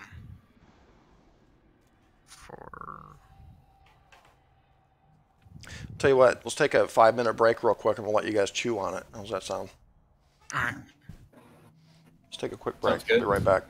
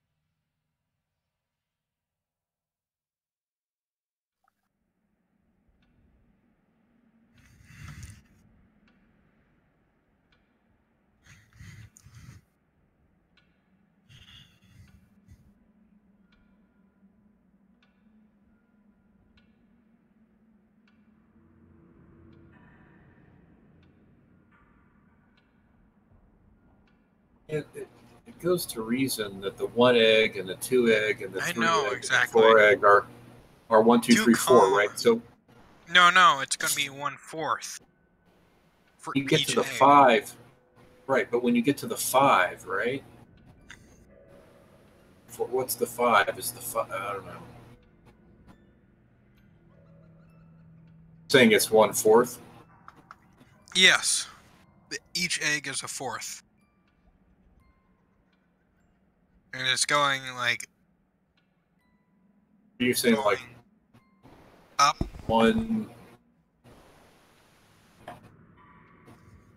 2, 3, 4, and that makes up a whole 3, 4? Well, it's 1 through 16, and there's 16. So, like, what I'm saying is 1 egg, 2 egg, 3 egg, 4 egg, right? It's the 5. What's the 5? The circle. Is that the circle or the square? Yeah. Like, imagine, like this. Like this could be like it would be the circle snake, then singles. Circle snake. So you think circle snake is 5? Mm-hmm. So you're thinking the square snake is 10. Mm-hmm. Yeah. That's it, dude. Mm-hmm. I'm back. So circle snake is. I'm listening very closely. So, and then we have 3 up here. If I can move my damn 3. And then we have 5. And then 6, right? And then 8. And hold on. And then 10. And 11. And then 12. And 13. And damn it. 14. 15. Okay, so from 14, maybe it's 15.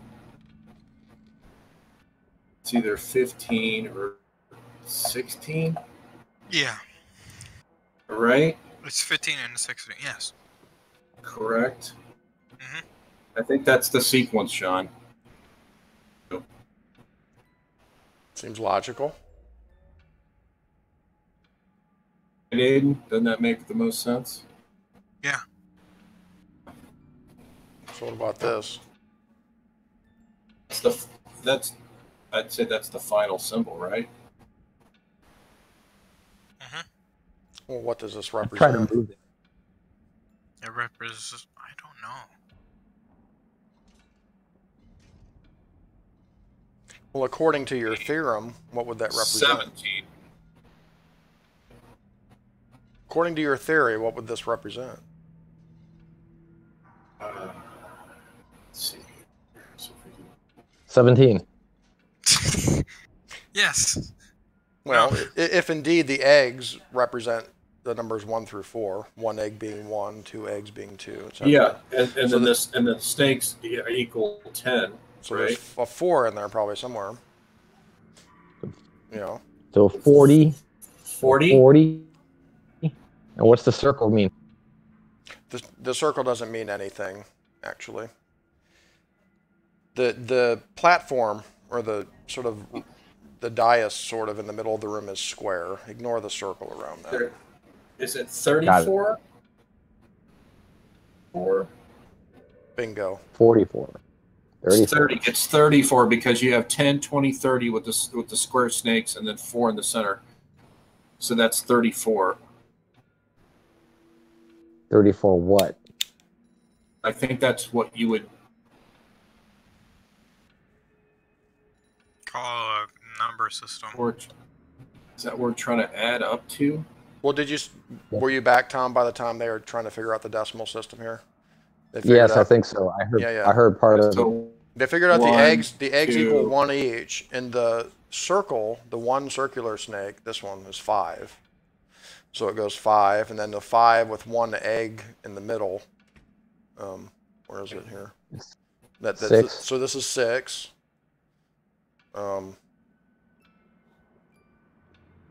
Yeah, so the circles represent 5, and they figured out the square snakes represent 10. Because it goes 10. This is 22. That'd be 12. That'd be 12. Because one square is at 10. Ah. Yes. So 12. 14. 13. 14. And then 15 is the square snake that represents 10. The circular snake, which represents 5, that's 15. 5. And then Right. 16. Right. And each of these symbols is on each wheel. So you figured out that how the number system works, being 1 through 16. But it seems like the number on the floor of this chamber represents the number 34. Do we need to line up each of the... To equal 34. It's the exterior. How they're see how they're lined up? There's like a line that connects the ones on the border Yes. pattern. Yes, I do. Well, keep in mind that there's sort of an image superimposed in the back of these zoomed in images of the symbols. So the one superimposed in the back of the image is how it appears as you're looking at it, like standing before it. It's just that this gives us a close up of what it actually looks like. Of what the symbols look like, yeah. Each one of the 16, 1 through 16. And each wheel, each separate box back here has 16 symbols on them, 1 through 16. So you're looking at a 4x4 grid here. Let's say like a couple minutes go by and he just like, aha, and just like decides to. He very well could. Yeah, he just like decides to like try. Well, see if this works. Well, at this point, you figured out that the symbol on the floor appears to be maybe a key of some kind, right? For this little puzzle. Yeah. The number 34. Yes, the question is, do we should be able to? Is it a combination to equal 34 ascending? So it would be what? To do that, so if you started the 4, there's 16 spots. It'd have to be double. 34 divided by 4 does not go in evenly, does it? No. No. I mean, statistically speaking, there's only 256 possible combinations. We'll get it eventually. But we know that the 34 is the key. We have the numbers. We understand that. It's just how they're patterned on this grid. Okay. Mm-hmm. How do we equal 34? Yeah. So I guess we could. Well, you can add, you can subtract, you can divide, or you can multiply. No. Not that that really helps you guys, but if you think about it.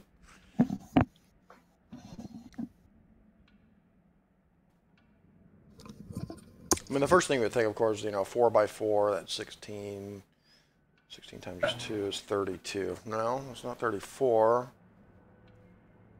Maybe it's not a multiplier. It'd have to be an addition. Okay. Says Isaac. So if you started out, maybe if you're trying to get n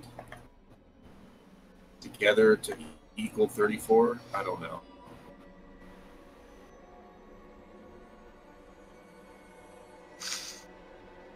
So after playing with it a little bit with the addition idea, I mean, you do realize, of course, that you could, make the first row up here of these 4, You could make them come to a sum of 34. And the second, and the third, and the fourth. You do that with each row. I mean, you could do it as down as well. From top down, you could do 34. Try. Can we do it so 34 up and down in every direction, like a Sudoku kind of thing? I don't know. Van Helsing, I would imagine, has pretty good math skills. That's what I try to do. You know? I mean, after all that education, he does have an intelligence of 75. He's smarter than the average bear. You can beat Yogi Bear. No, I'm not necessarily saying to roll, but here's what you would kind of deduce, you know, amongst yourselves and perhaps Van Helsing and Abe being educated. So you'd realize that, you know, once you make a sum of 34 across this way, and of course maybe you try the same symbols, 34, 34, 34, 34. Well, nothing really happens. So you go from top down, 34, 34, 34, nothing. Then you realize, well, what if we tried to do 34 here across the top row? Exactly. And then use different numbers for the second row. Yes. And you do it. You figure out, hey, we've got different symbols equaling 34 up here with entirely different symbols equaling 34 here. So you try it in the third row, and after a little doing here, you realize you get all of the rows lined up from left to right in each separate row to equal 34. But then you realize, well, wait a minute, nothing happened. That's not it. And you realize what you would have to do. And you realize, and maybe it's like an aha moment, Abe, okay? Aha! Ah! In all of your crazy madness right now. It dawns on you. It appears to be possible to make the rows not only equal 34 in each separate row, but to use different numbers in order to have them all equal 34 going from left to right and all equal 34 from top to bottom. Yes, and I do that. It's you're like, aha, it's the magic square. Maybe you remain. It is the magic square. You remember from maybe some of your more esoteric teachings in Germany or Austria, wherever you're from. Yes. It's Germany. It's a magic square. Yeah. So in other words, it's a square of numbers in which each row, column, and diagonal, the diagonal part even freaks, because you get them all in place, you know, top to bottom, left to right, and it's still not it. But then you figure, well, they can all equal 32 diagonally as well. And eventually you figure it out. So it's when each row, column, and diagonal add up to the same sum, 34. Where each number only appears once, and all the numbers, basically 1 through 16, appear once in the grid. And it equals 34. Cool. Yes. Once you click that last symbol into place, the rise in the middle of the floor and the little platform begins to move with a rumble. It begins sliding across the floor, and it reveals a staircase leading down. We go down. We go down. Boy. Yeah, man, we go down. Go down. It's a very steep passageway going down. It appears to kind of go off at an angle, almost like an immense spiral staircase leading down from this chamber. Also, I did mention there is also another small passageway, almost a crack that just big enough for one man to walk through, that leads off from this chamber. It's the only other exit except back to the great hall that you came from. You guys want to look in there before we go down? I'll take a peek in there before we go down. It's a very narrow passageway. It kind of juts to the right at an odd angle after a little ways, and it just appears to continue off into the darkness quite a ways. Also at a slight downward angle, downward slope. I don't know, boys. The front door or the back door? Front door. Okay. We didn't figure out the combination. Shouldn't we check out the little passageway first? That's what I was wondering. Do you want to go in there all the way? It's single file. Isaac can't decide. Yeah. Should we go there? Should we go here? I don't know. We should go back. No, wait. We should go to forwards. We can't go back. We should phase through the wall. Or can we go back? You're not or sure. Phase through the wall. I can imagine Isaac just considering, like, how about going through the wall? You guys are all getting a little hungry at this point too. Hungry, thirsty. What if we turn the dial? What if we turn the dial to shut the door, and then we went down in this chamber and checked it out?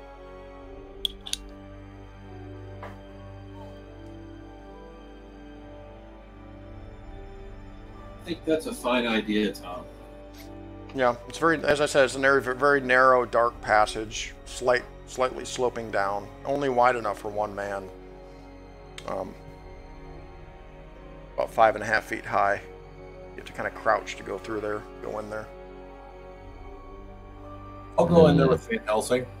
Come on, Van Helsing. Okay. Alright, so all of you have torches, right? Yes. And spares. Okay. So about 60 feet in, as I said, Dr. Van Helsing, you walked up to this point just to check it out. The passageway just kind of goes at an odd angle off to the right, sort of juts to the right a little bit and continues even further forward.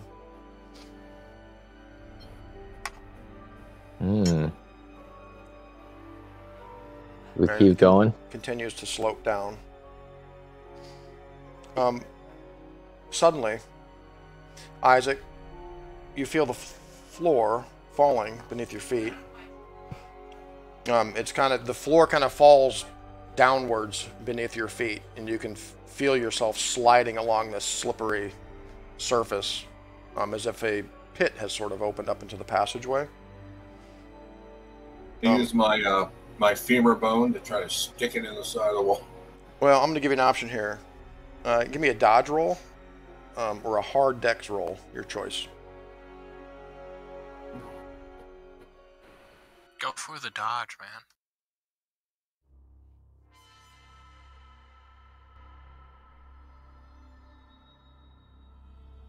And I would say if you're able to do this roll here, you can kind of throw yourself backwards, maybe avoid sliding down into this pit.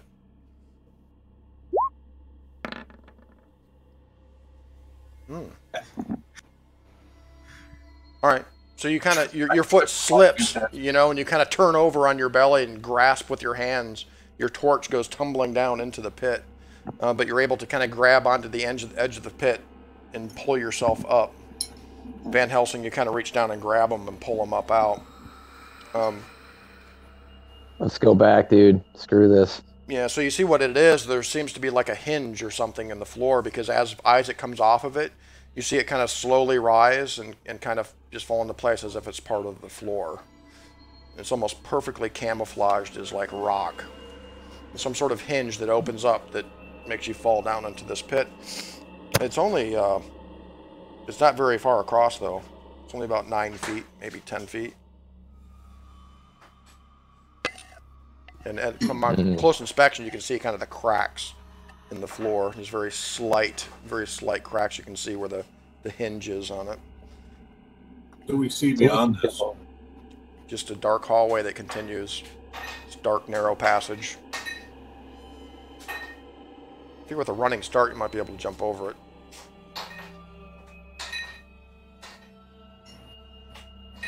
Or any other plans are welcome. What do you think, Lee? We got the combination on the other one. That would be the front door. Where could this lead? This would be for somebody who can't figure out the combination? Or somebody who has to get in without knowing the combination? Or is this an escape route out? No, it's an interesting quandary, but your point's well taken as far as, like, if this is the only person who can't figure out the combination, then it probably leads to certain death. Yeah. The unwise go this way. Yeah, I would say so. I mean, but then again, I don't know. So this basically is open, Sean, to anyone, right? Passage there before the. It seems to be, yeah. I mean, it just leads out of the circular chamber with all of the reliefs with serpent people, and where this puzzle was that you guys did. Seems to be the only other exit out of this room, other than going back to the Great Hall, or going down that spiral staircase underneath the platform. Let's use the combination. I think you're right, Tom. All right. I mean, it may occur to you as well, you know, I mean, perhaps from some of the information you gleaned from these conquistadors and stuff, they talked about traps down in this complex underneath this pyramid when they were trying to find the treasure, right? When they were trying to find the golden scorpion. Even saying that a lot of the conquistadors died from these traps. But they encountered these traps when they were looking for the treasure. Yeah, see. We know the code. So the way that they meant to. So did these conquistadors come down the same way you guys did? Did they encounter this chamber and perhaps maybe weren't able to figure out the puzzle? Or did they figure out the puzzle? There was never any indication of... Nobody ever mentioned this chamber in the writings that you guys had, or the information that had been handed down. Yeah. But certainly they did mention traps. Yeah, we got to go this way. We just found a trap. Yep. All right, so this way, meaning the spiral staircase? Yes. Yeah, set the combination, open up the... Yeah. Yeah. I mean, you figure, you know, if you would have fallen, Isaac, I mean, who knows what's down there, right? Good roll, by the way. Well, it's a great roll. It's one of those save your ass rolls, definitely. I've had some really good rolls tonight, actually. Yeah, I'm gonna try to make every roll count here. So you guys are gonna open up the staircase again, huh? Mm-hmm. Yes. All right. Well, that narrow stairway just kind of winds down. It's like a spiral staircase going down into the earth. Looks like it goes down quite a ways. Same kind of order, like Isaac and Van Helsing and the others. Yes. Yes. Okay.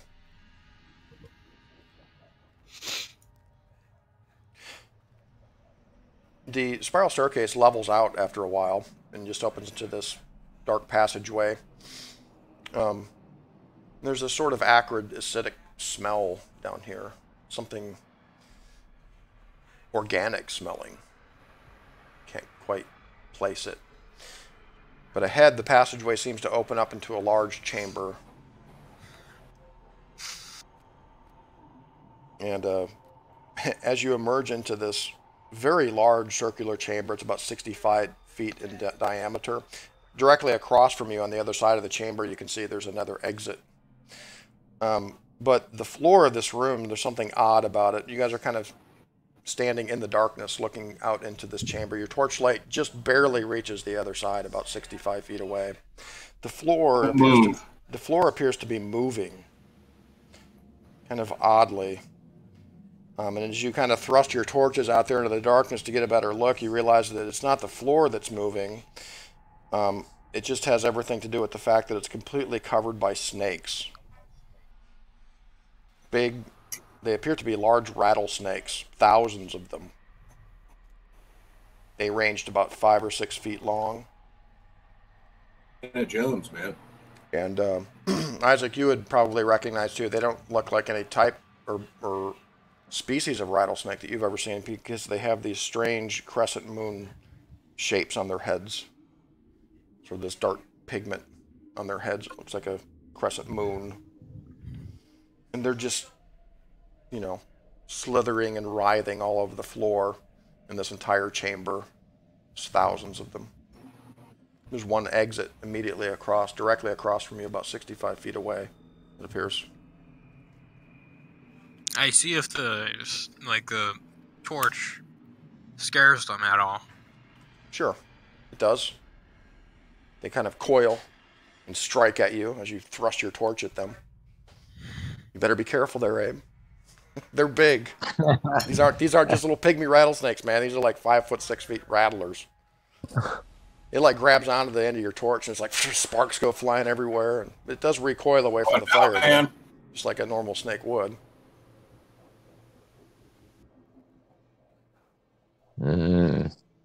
Any writings on the walls? Anything? No, the walls are just that plain green-black stone. And as Abe causes a bit of a ruckus, you know, poking the snake, you can hear the sound of rattles, you know, all throughout this county of snakes down here, you know. All of them that you can see that are nearby you, you know, they're all coiled and, you know, ready to strike. But there are just thousands and thousands. They're crawling all over each other. There's just thousands of snakes, man. What would Van Helsing would say about this?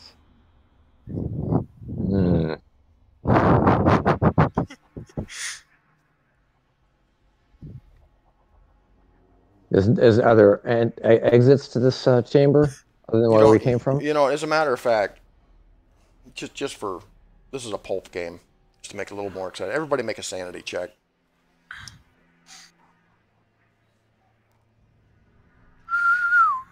This is a little kind of scary, right? A little creepy. I make it. All right.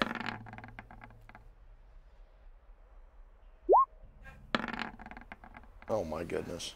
Again. Twice in a row. Dude. This is going to be the one-shot kill Van Helsing. All right, Hector, you just lose one. You just lose one. It's not that bad. Hector's at 30. What is going on tonight? Hector's at 35 sanity. Hector's brain has had the shit beat out of it, dude. Dude, and I've got nothing to give you, man. I got no drugs for you. Dude, Hector wants a fucking nap. Like, he just wants to lay down. On the snakes? It suddenly occurs He's thinking about it. It suddenly occurs to you, Hector, like, this is it. I'm going to die down here. And then you look back behind you in the, you know, in the tunnel that leads to the staircase leading up, and you think, oh my God, that thing probably closed. How are we going to get out of here? This is how we're going to die. And Hector starts panting, hyperventilating, you know, drops his torch, puts his hands in his heads again. Isaac and Dr. Van Helsing, he's freaking out again a little bit. I look up. Did the thing really close, or is it still open? You don't know. It's way up there. You'd have to go up to this. It just occurred to Hector, like, does it close? You know, like, hope it's open when we get up there. Isaac's like, don't worry, we don't even have hearts, man. It's all good. Nobody cares what happens. Oh yeah, you're right. It's all good. I wonder if the venom. Maybe it's all good. Maybe it's not. I don't know. Well, wait a minute. What's the venom going to do if it bites us? I mean, if we don't have hearts, what's it going to stop? Our blood flow? We don't have any blood flow. You raise a good point. It's almost like it's designed like you can't get in unless you don't have a heart. Yeah, exactly. Oh no! You gotta try. So the doctor uses his medical thoughts and thinks, okay, does this make medical sense? Is that how the venom of the snake works? And if there's no blood to travel, it wouldn't do any harm. Yeah, a rattlesnake of this size can kill a man, for sure, without treatment. If you were bitten a couple or a few times, that'd be certain death. Just in general. Even with no heart? Even with no heart? It's, I don't know, man. I mean, you look down at your you know, the sponge that is your jello-like heart, and you wonder, it's not even a heart, really. Doesn't seem to be pumping anything. Your body temperature seems to be a little abnormal. Maybe a little lower than usual. I don't know. It's a risk. I mean, you could assign someone to be the guinea pig, I guess. I don't know. Are there other exits in this room, in this chamber? There is one exit directly across from you. On the other side. Yeah, and here, I'll give you a visual here.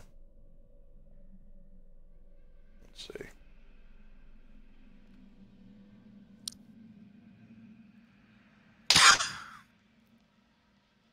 So you guys are coming in from up here, down the staircase. There's one lone exit down here, directly across from you. Do I notice anything else? No. Just the smooth, polished green stone walls. Ceiling's about 20 feet. I kicked the torch that okay. That Hector dropped. I kick it towards the snakes, trying to burn them. All right. You do. And some of the snakes kind of scatter, and the torch kind of sputters and goes out. And then the snakes just kind of reform into little crawling masses.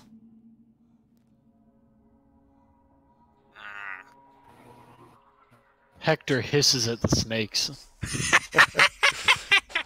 Like a crazy man. Yes. Exactly. He starts balking at them. Balk, balk, balk, balk, balk. And he's horrified by his own actions. Yeah, what am I doing? He slaps himself. Get a hold of yourself, man, he thinks. Comes up. Yeah. Get a hold of yourself, man.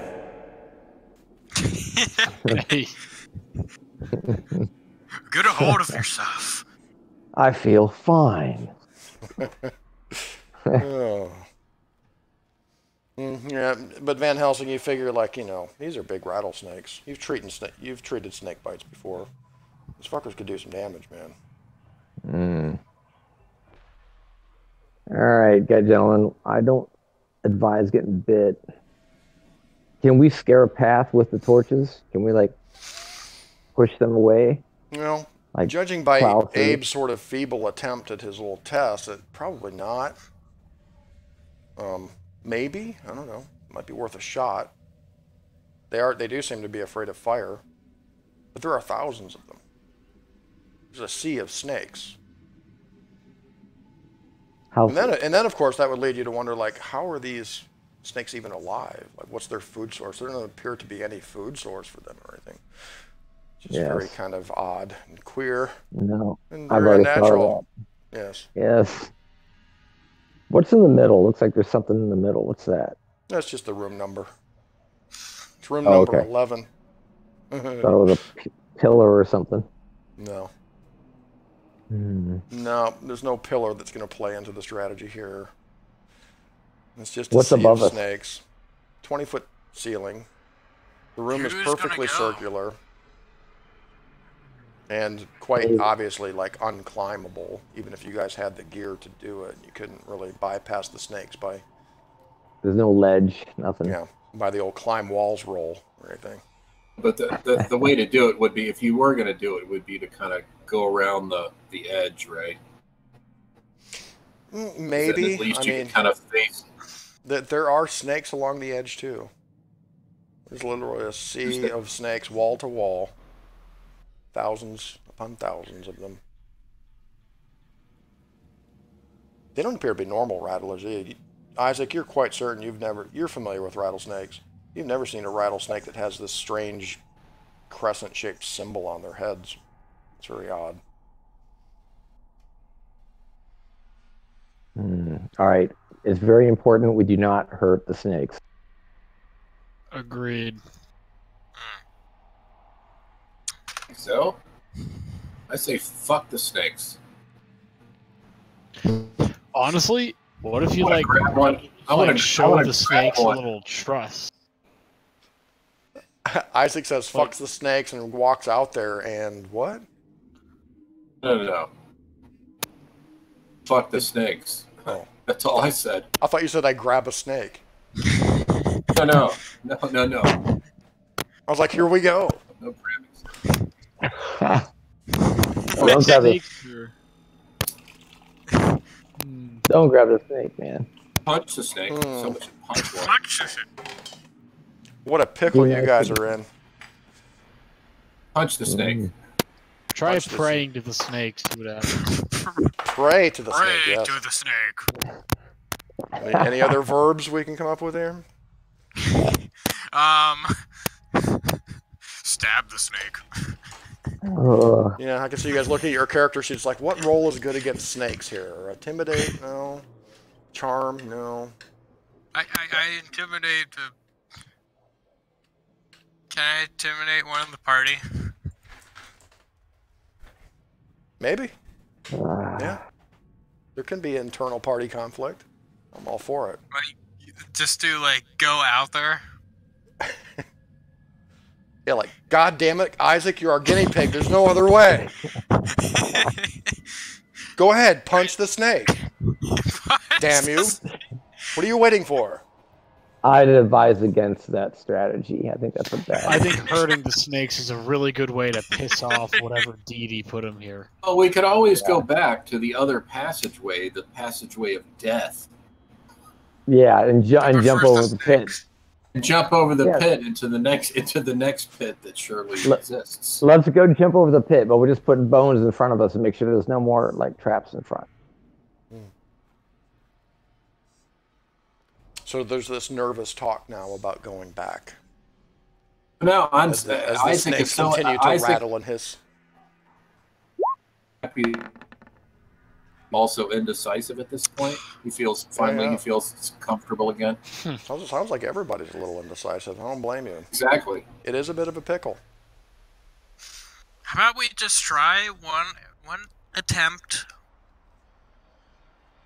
I mean, you have to wonder, what is in that passageway beyond these sea of snakes? You wonder. What could this possibly be protecting? What is the purpose of this? We should probably go through the snakes. Let's look at the. The Spaniards certainly made no mention of snakes in their writings, or the lore of the conquistadors. Had no mention of snakes. They just went through that passage. You would think that they would have written about it if they encountered something like this. I don't think they got as far as we did. They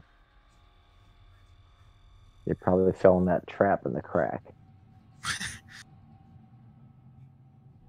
You could go down there and see if there are any conquistador bodies at the bottom of them. Should we climb down that pit? That'd be a pretty good indicator. True, and if there are some conquistador bodies, there could be some armor and some swords. Yeah. Did we see anything? Yes. Can we throw a torch down there and look? Well, the pit actually closed itself up shortly after Isaac almost fell down it, sort of on a hinge. I think. Well, let's go back to it. Right back up into place. Abe just like creeps towards the snakes. Go back to it and use the bone of the femur to find it again and re-trip it. Trigger it, trigger it. Then throw a torch down. Yeah. We can we can press the lid down with our hands. You know, we're on the edge of it, right? So we're right. Abe just creeps towards the snakes. Uh-oh. Almost immediately, Abe, you're attacked by like 4 of them. Oh. I really don't technically need to roll here, but just see. That's gonna hurt.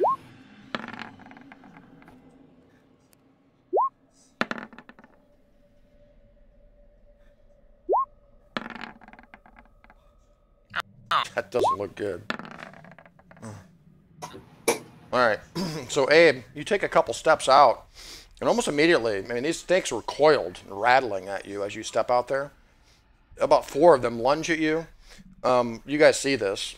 Abe steps out into the snakes. You see one of them latch on to his side, you know, Can he use the side of his torso, and it's just kind of wriggling there. So the other one's attached to his leg. Abe screams. You scream from the pain, Abe, and these snakes bite into you.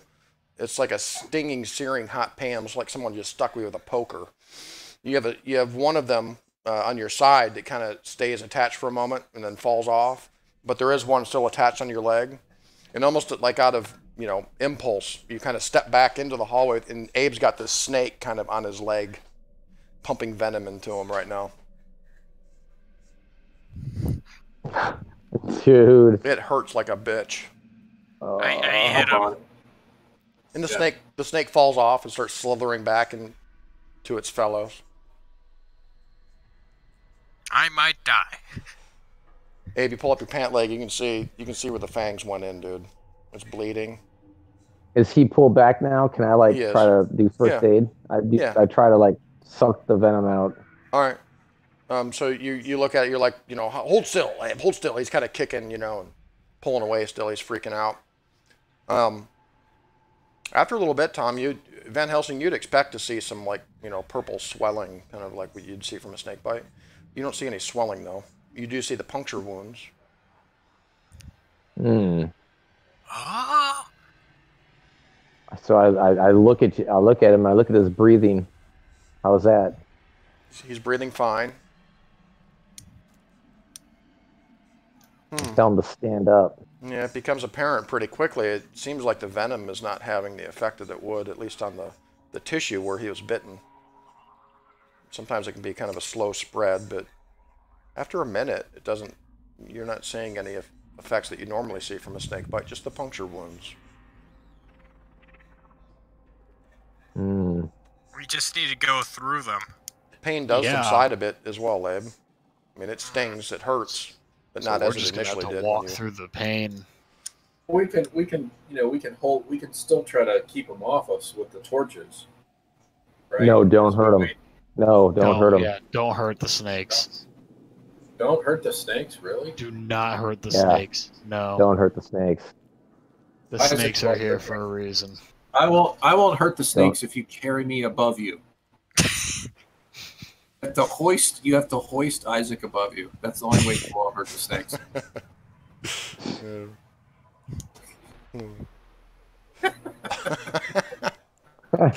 Oh, I can see it. Yeah, you're pretty certain there, Van Helsing. Abe doesn't seem to have been affected. At first you think maybe, it didn't pump enough venom into him, but you're pretty certain the venom just seems to have no effect. He should, his breathing should be pretty hard right now. He should be, sort of delirious, maybe. He should certainly be in a lot of pain, more than he seems to be maybe we should tiptoe through the snakes, man, or skip on through. What do you think about it? No pulse, no blood flow. Right. Venom can't go anywhere. Exactly. So the question is, at the very end of all this, if we get our heartbeats back, is that going to kill us at the very end? Because that would. I don't know. But I mean, so you're saying basically be very slow, very, very slowly through the snakes, right? And through them, waving your arms around. Well, realistically, there's no way to do that. I mean, to kind of, slowly get your way, because there are so many of them, and they're piled on top of each other, dude. If you move into the chamber or try to move across the chamber, you're going to get bitten.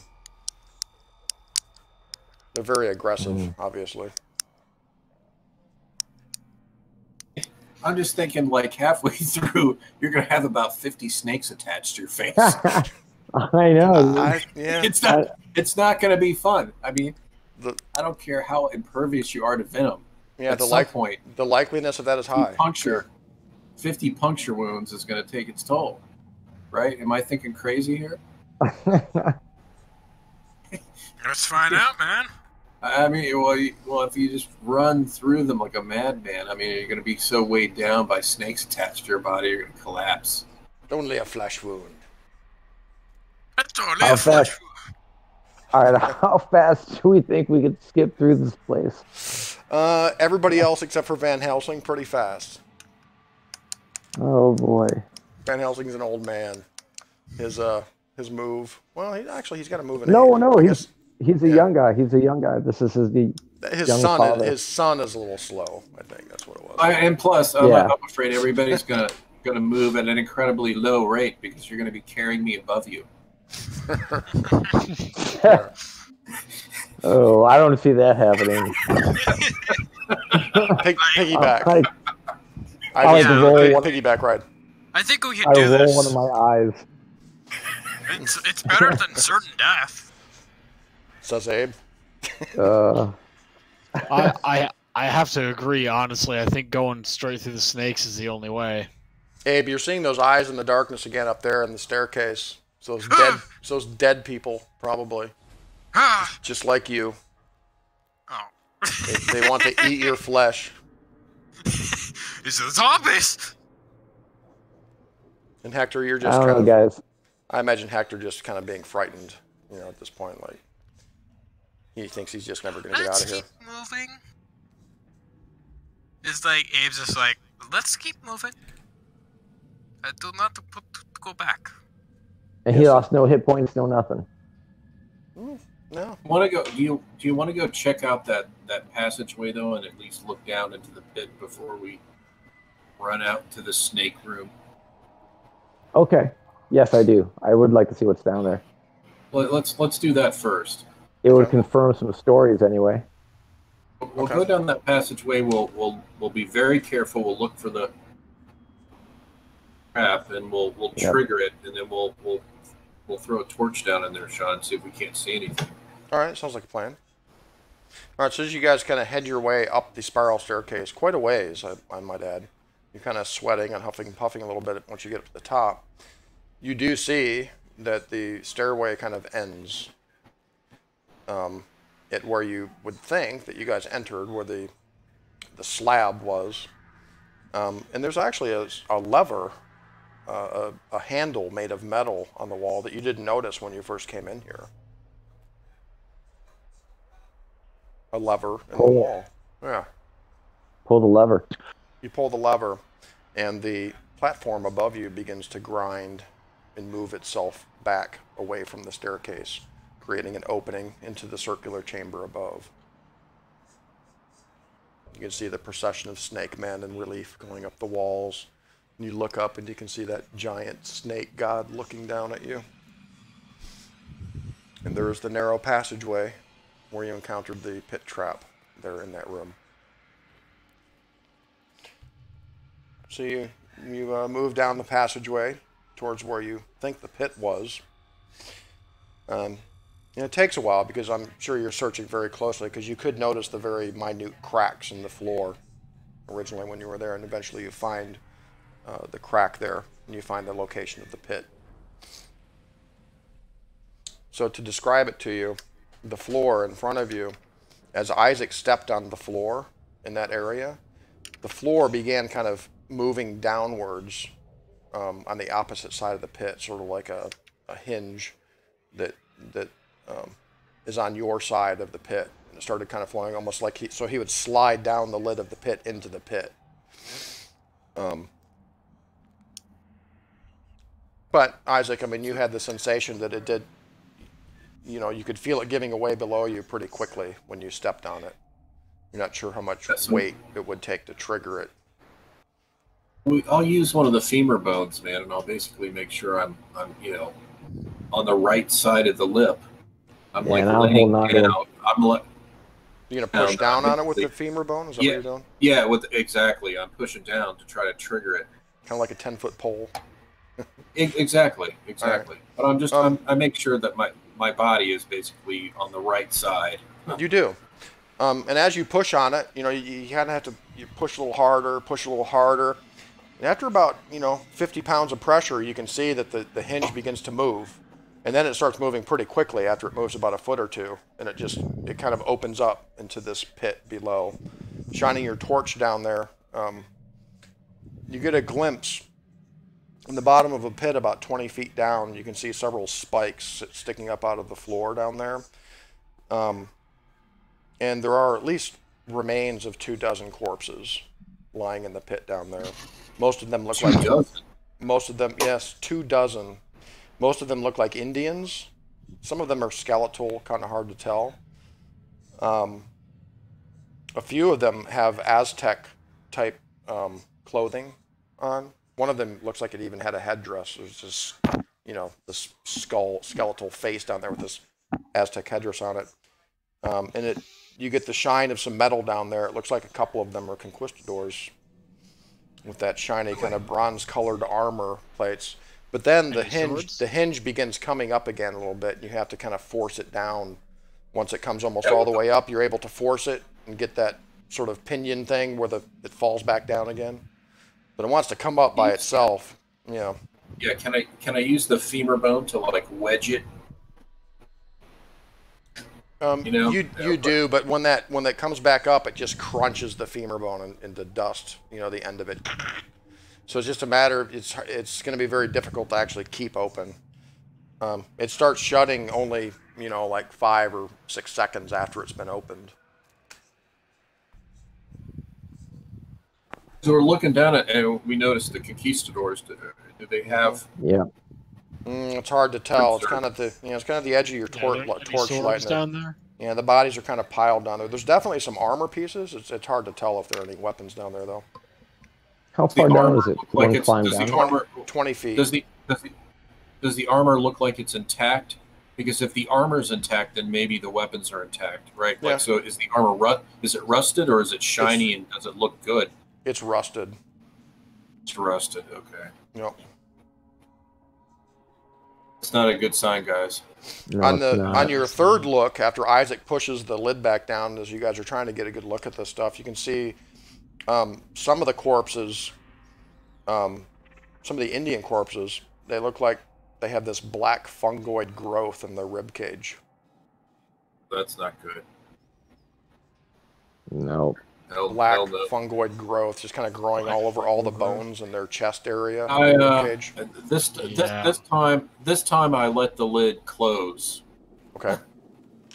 That's the stuff that's growing in our chest, That's dude. the stuff in our chests. Bingo. Yep.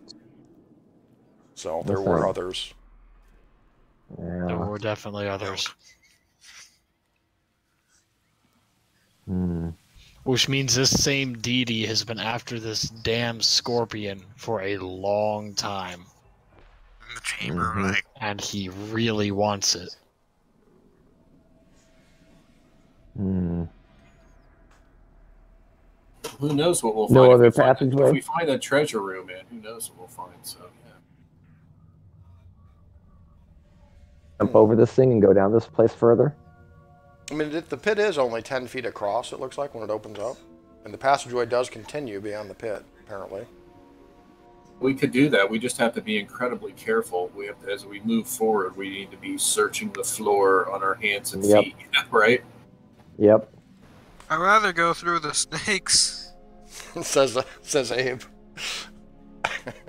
Well, we could watch Abe and see if he makes it. If he does, then we'll all go. All right. They do that. All right, what are we doing, folks?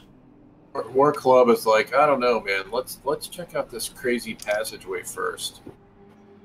He's worried about you, Abe. You hear that? That's downright love right there. Yeah. It would just entail jumping over to the other side, which is only about 10 feet. It's not that far of a jump. Check this passageway out first, and then if we don't find anything, you can run into your snake pit. I say, Abe, I think you could have made it. Frolic across the top of the snakes. Yeah. Well, let's jump over this pit first. Yeah, let's jump over this pit first. Righto. Oh, and I suppose we need to assume that Kyle's character Mercy is with you the whole time. He's just taking a back seat to the whole thing. He is with you. Yeah, he's got to be. He has to, yeah. Dan is not. Oh. Dan is not.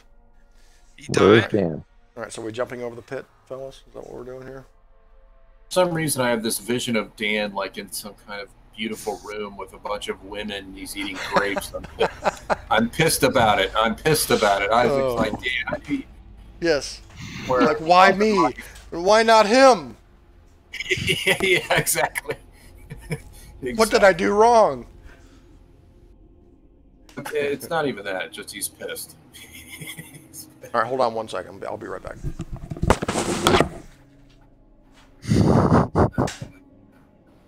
So don't you think we should check this hallway out first, guys, before anybody runs into the snake room? Yeah, I'm just afraid there'll be so many snakes on you. You get slowed down. And all right, so the plan is to do a little dungeoneering, jump over the pit. That's what we're doing here. All right. Yes. Then we proceed with extreme caution. Okay. I'm going to allow you guys to go through. All right. Checking the ceilings and the floor with our... Okay. So, Aiden, does that mean that Abe is going to stay back in the passage beyond the pit here? Okay. There seems to be an ongoing theme with Abe. Well, dude, if you're gonna go, he's cautious. If you're gonna run through the snakes, I'm gonna go watch. Right. Yeah, I want in on that. So let me know, you know. And Abe von Bismarck was never seen again. He died. You come back, he's gone, and you never see him again. Just dead. Kidding. Yeah, well, foreshadowing. All right, so you can stay back, though, if you want, Abe. That's fine. Yeah. Okay, so Abe stays on the other side of the pit as the others leap over the pit successfully. And turn and nod to Abe as they continue off into the darkness. Abe, you've got a burning torch, and you've got one backup torch. It should last you, a couple hours or so. You guys come to another really kind of jagged zigzag in the passage. A little bit more along the way. Slow going because you're checking for the cracks in the floors. Another zigzag going back the other way. And then you come across an interesting sight. In the corridor ahead of you, you can see at least another dozen skeletal corpses lying about in the passageway. Many of them appear to be conquistadors. Rusty breastplates, helmets, rusty swords? Weapons. Yeah. There's Hector a few grabs Indians. 2 swords. Don't do anything.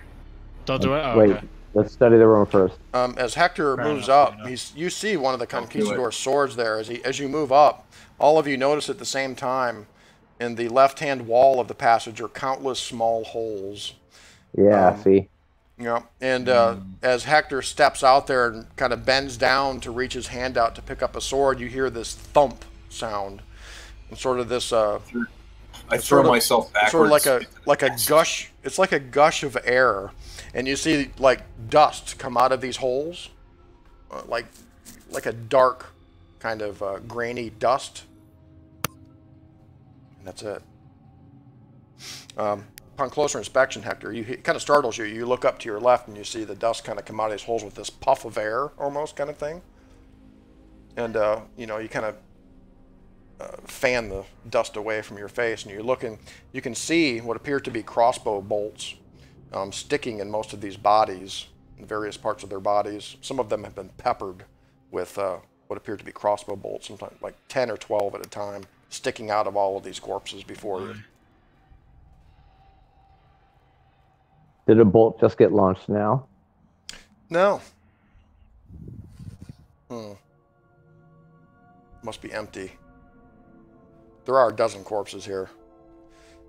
The sword looks serviceable. You find another. And another. Excellent.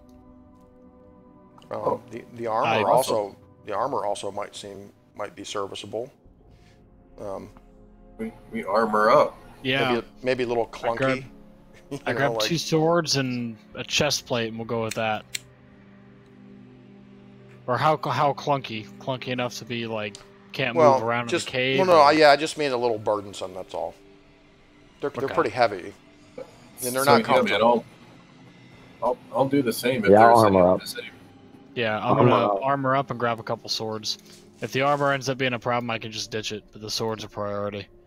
Yeah, your best guess is that this trap here that killed all of these poor souls launched these projectiles from these little holes in the wall. And it appears that, since whenever, back in ancient times, some of these corpses and bones are they look like they've been there for a very long time.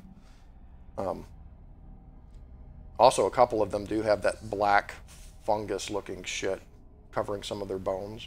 Looks like at some point that the trap just kind of ran out of ammunition, right? So, lucky you, Hector. Yes. I reach for the sword. Make a saving throw. Yeah. Are there other swords, other weapons, Charlie? No. I mean, they didn't have any rifles or anything. Just like sabers. Any rings or yeah, they're rusty. Rings or necklaces? I'll pick up a saber and throw on a breastplate if there's one laying around. Yeah, no jewelry, Tom, but I mean there are some, things that they have. There's a couple old powder horns that still have gunpowder in them. Wow, that might come in handy. Yeah, I take those. And maybe some kind of knick-knack type jewelry and stuff that some of them may wear. Couple rings, maybe some silver necklaces and things like that. And these are ordain myself with jewelry. Remember, aren't we naked? We're naked, and we're putting on breastplates and armor. I put jewelry on. Well, you're wearing these linen robes, really. Yeah, with the breastplates over them, I assume. I look like Elton John. Totally go. Yeah. Well, it's not that much bling. What? After looting the corpses. Like so much bling. I know. That's the look I'm going for. It's not a lot of bling, really. I mean, but this stuff. You remember, this stuff is probably from the 1600s. Exactly. If these are Arroyo's men, it's old stuff. Evidence. Artifacts, really. And then before you can see, kind of down the hallway, it looks like the hallway takes another jagged zigzag to the left and continues. Are we continuing? Armor okay. Blade up, yeah. We'll still proceed with caution. All right, let me take a look here real quick. We'll rejuvenate our torches, if there's material. Yeah, in fact, I mean, there's just a handful of Indians here. There's like 4 or 5 dead Indians here. A couple of them have the sort of fungus growth on them. But the rest of them, the other 6 or 7 of them are all conquistadors. Looks like, half a dozen of them died here in this passageway. So there's plenty of armor and rusty, blunt swords for you. Yeah, they're not sharp, Hector, by the way. Oh, well, better than nothing. That's right. Better than a bone. We leave the femurs. All right, so after the zigzag beyond, there's another zigzag to the right. So you're getting the idea that this passageway zigzags from left to right to left to right, almost like a snake. You find another crack in the floor. You spot it, Tom. Van Helsing's like, wait! There's another one. It's like the same kind of very hairline crack in the floor that you saw in the first pit trap. Trigger it like we did the last one. All right, Isaac's going to use his bone technique, his femur technique. All right. Again, it's about 9 or 10 feet across, 20 feet deep. There are noticeable metal spikes at the bottom of this pit with, actually this time, another dozen corpses down there. Glint of metal off a couple of them are maybe conquistadors. Most of them look like Indians, though. Some of them with that strange fungoid growth on their remains in the chest area. Heavy attrition rate, man, down this hall. Damn. Yeah. A lot of people made it this far. All right. Well, the other side of the pit's clear, and we'll. Looks exactly as it appeared in the first pit, yeah. We'll clear it, continue forward. All right, who's jumping first?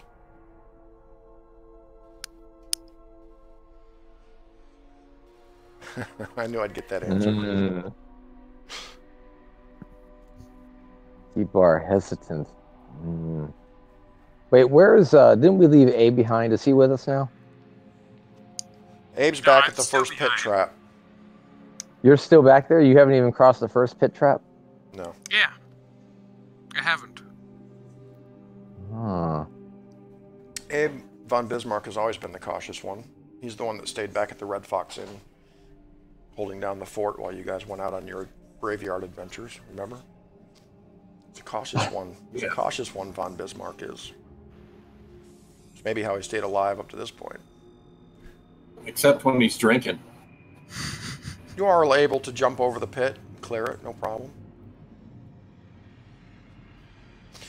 And shortly thereafter, you come across another jag and a zig. and then a zag, and then another hairline crack in the floor. Same technique. They've been gone almost an hour now, Abe.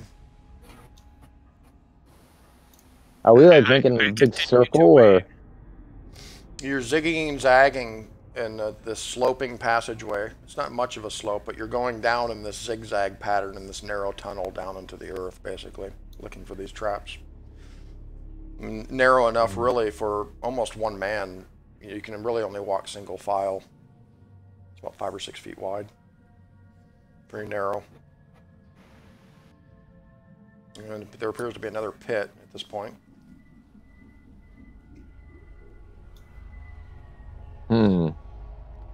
Still more bodies? As many as before? No, not as many as before this time, if Isaac uses his femur technique. There's only a few bodies down there this time. None of them are conquistadors. Appear to be Indians.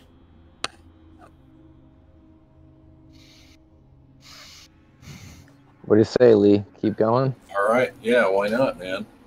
So in total, you've probably seen maybe a little over 20 Indians and maybe 7 or 8 dead conquistadors through the course of going through these pits and traps so far. So we're going to jump this one too? Yes. All right.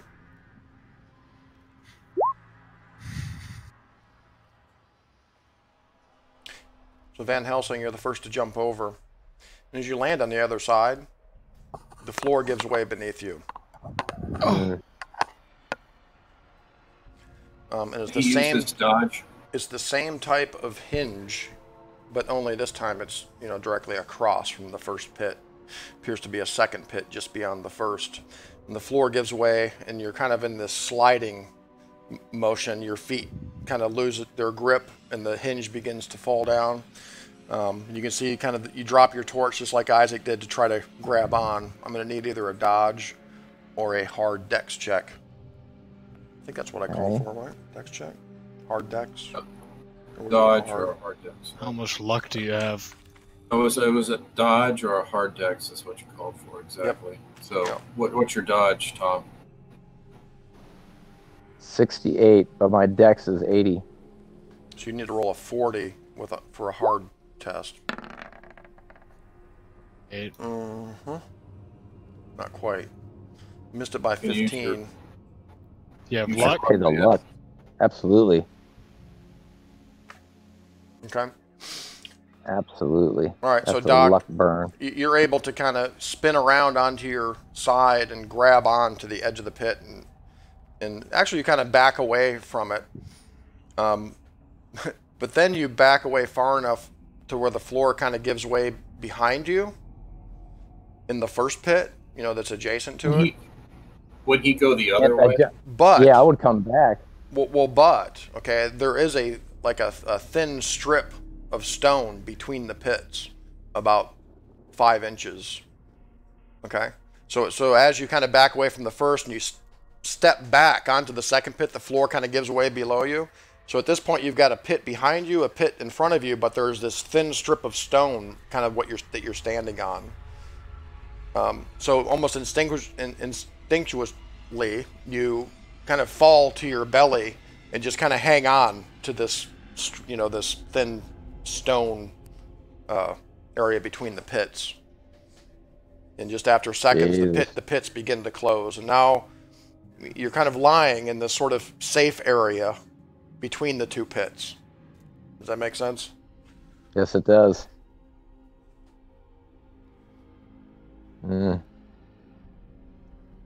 So with each pit being 10 feet across, in order to navigate this, you'd have to kind of jump to the exact spot on the floor where the stone is stable, and then make another kind of jump across the second pit. So, if you guys want to get across this set of pits, it's going to be a jump roll, basically. Not a dexterity? It's very dangerous, no. In order to actually take the kind of like a double leap over these two pits, it's going to be a jump roll straight up. We've come as far as we can, gentlemen. I agree. My jump is 20. Yeah, my jump is 22. My climb is good, but my jump sucks. I have a 95 dexterity. Does that help at all? Yeah, not with jumping. Did we braid intestines together for a rope at all? No. We talked about it. Yeah, you talked about it. Not really considered. We collect Tom. He jumps back over to the safe side. We retreat. Okay. Yeah, with a little help, it's not too hard. You kind of take a standing leap and grab onto Isaac. He can pull you over there before the floor falls. Yeah, and we retreat. We track our way back. We make sure we cross the pits. Okay. We go back to Abe. Yeah, and Van Helsing's kind of thinking, but the treasure's just beyond the pits. Right, Tom? Yeah. The treasure's right there. Can you see? I guess it's time for the snake dance. Yes. Uh, The snake dance. Dance of the snakes. All right. that's the only option, dude. Sounds logical. Really? Does it? I mean, you know, so far there was really only one other way that you guys never went, and that was on the Great Hall that you initially encountered, down the long part of it, you know, beyond the chambers with the skulls. It kind of led off to the edge of your vision, lined with torches. Kind of where the air was coming from, you know. It's the only other. Besides that, the zigzagging pit, the corridor of hell, I guess, and down through the Sea of Snakes. So Sea of Snakes, Hell Traps, or Great Hall. Sea of Snakes. Or, At least now we have- intestinal ropes. Now we haven't tried the Great Hall yet. You know, you guys haven't gone down the long part of it yet, no? Let's check that out. Okay. All right, so it's going to take you guys going back and jumping over the previous two pits, and you get back, and I suppose Abe is standing there or sitting there in the hall. Like sitting there. Yeah, the last flame of his torch kind of ebbing away. You guys are getting low on torches probably at this point too. You guys are all on back and collect some torches. Yeah, you're all on your last torch. But Abe is still there, safe and sound. We show him our new armor. You should have gotten me some. Yes, these come Come. out. Yeah, they come out of the darkness and they're like some kind of strange parody of an ancient conquistador. Their helmets and breastplates, swords. Man, Does he notice my bling? Oh yeah, and the bling. he was like, Check this ring out. like he just like looks around, just like. This is a very long like, dream, Abe. Look at you. As if you, like, done something wrong. Yeah, a few times it's okay to loot from the corpses. No, that's not what he's implying. Yeah, there were a few times during your, hour-long wait for these guys to come back, or longer, really, Abe, where you could hear the moaning of the dead, in the halls, coming back. Really? Coming back from the sacrificial pit. Well, he's delusional right now. Yeah, Abe though. could hear the moaning of the dead occasionally drifting down here in the chambers. Oh boy. Sorry to hear that.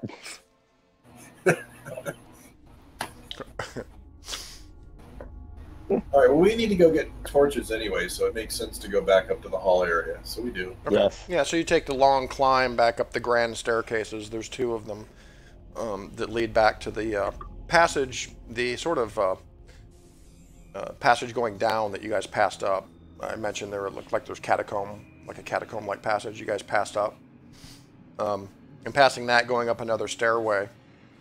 Unless you guys want to go inspect that I did forget to mention that there was that catacomb-like passageway that you guys skipped.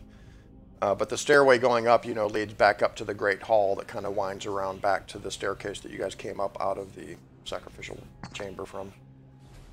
Well, that's just going back to the pit of dead, right? Yeah. So at the top of the staircase where you guys are now, you know that it's like the lighted Great Hallway where there's more torches, and it kind of winds up back towards the way you guys originally came in. And all the torches are, you know, fresh. They think that, hell, maybe they've even been changed since you guys were here a couple hours ago.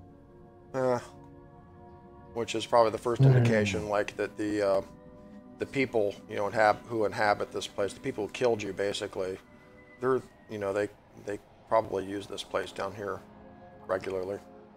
Something to look out for. They could be down here. They replace these torches, you know, every couple hours, then, you know what I'm saying? Unless something supernatural replaced them. That's always a possibility. Think what we're dealing with, man.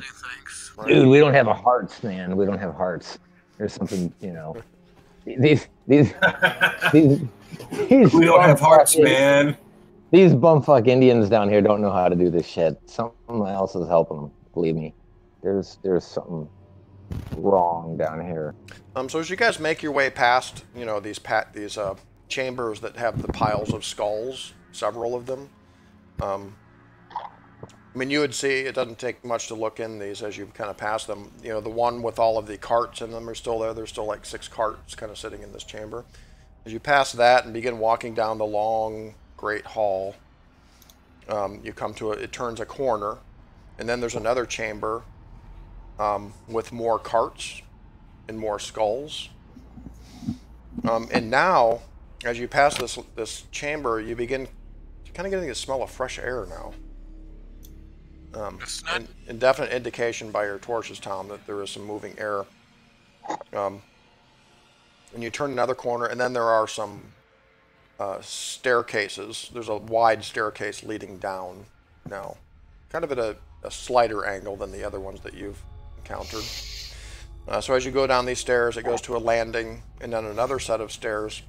And as you get about halfway down the stairs, you can see the end of the stairs down below you. You can see what appears to be daylight. Let's not try yet. And we don't have the golden scorpion. We still have a purpose here. And these pitch torches are burning in these hallways. You know, every 30. So this is a well-lit hallway going down.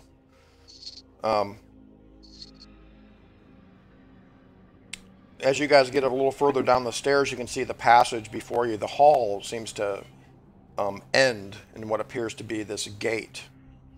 It's an open gate leading outdoors. You can see, you know, the daylight filtering in out there. You can see the mountains in the distance. Any Indians? Yes. At least 2, maybe more. And these are the Aztec guys.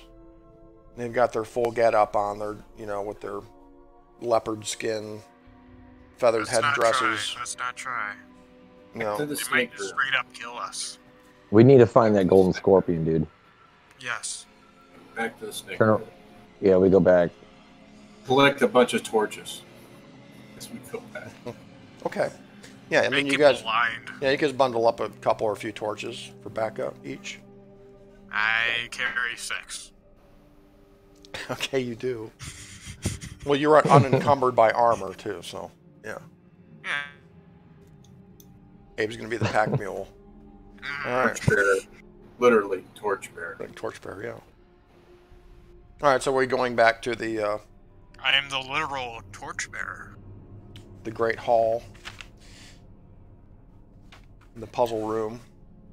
Is that where we're going? Or we're going to go down the little catacomb passage that you also haven't explored. Catacomb. What do you think? Tom says catacomb. Doctor screams out, catacomb! Okay, damn, man. We'll use the femur technique. Jeez. Use the femur technique. Use the femur technique? Yep. Let's explore this place.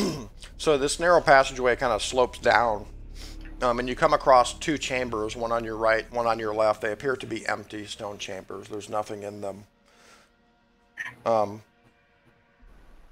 But again, the sort of the structure of this stone and how it was fashioned and cut, these immense blocks of stone, you get the impression again, probably you particularly, Abe, who originally discovered it, that this work is not of Aztec origin. I just want to make that clear. All of the stonework down here is not. Even the stone itself is. Abe couldn't even identify that it's even a type of stone that he knows of. And eventually, the passage before you, you see like the glitter of something up ahead, and you can see these white bones kind of spilling into the corridor. It looks like the corridor ends in sort of a pile of bones and bodies stacked to the ceiling of the chamber. Most of them are in skeletal form. Almost all of them seem to have had their heads removed, or their skulls were removed. Let's go back to the snake chamber. The bodies, the skeletons seem to be literally kind of pouring into the chamber from whatever is beyond, Are they? Let's go to the snake chamber. Did they have anything on, or just No, skeletons? They're just skeletons. Rotten Let's go skeletons. to the snake chamber.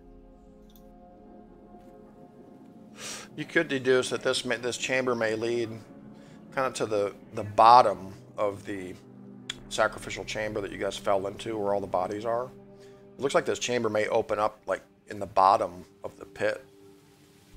So it's like the older stuff moving down. Yeah, it looks like maybe this is where the Aztecs come to harvest skulls, possibly. You can The see FIFO system. First in, first out. Well, you can see that the skeletons have been kind of broken apart. There's bones scattered everywhere, but it looks like the skulls have been removed. Looks like you could kind of dig through all these skeletons and shit and go further down the passage, but they're just kind of piled up before you to the ceiling, kind of pouring out into the passage towards you. Let's so we could get past them.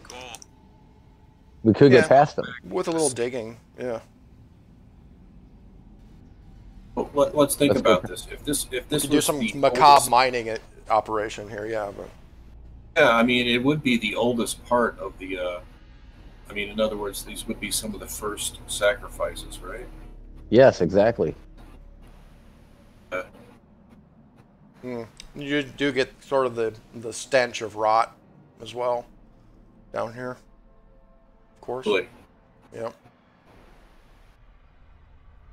So there's some fresh stuff down here too. Man, that stench of rot seems to be seeping through the passageway wherever it leads beyond the bones. I don't know if I like that.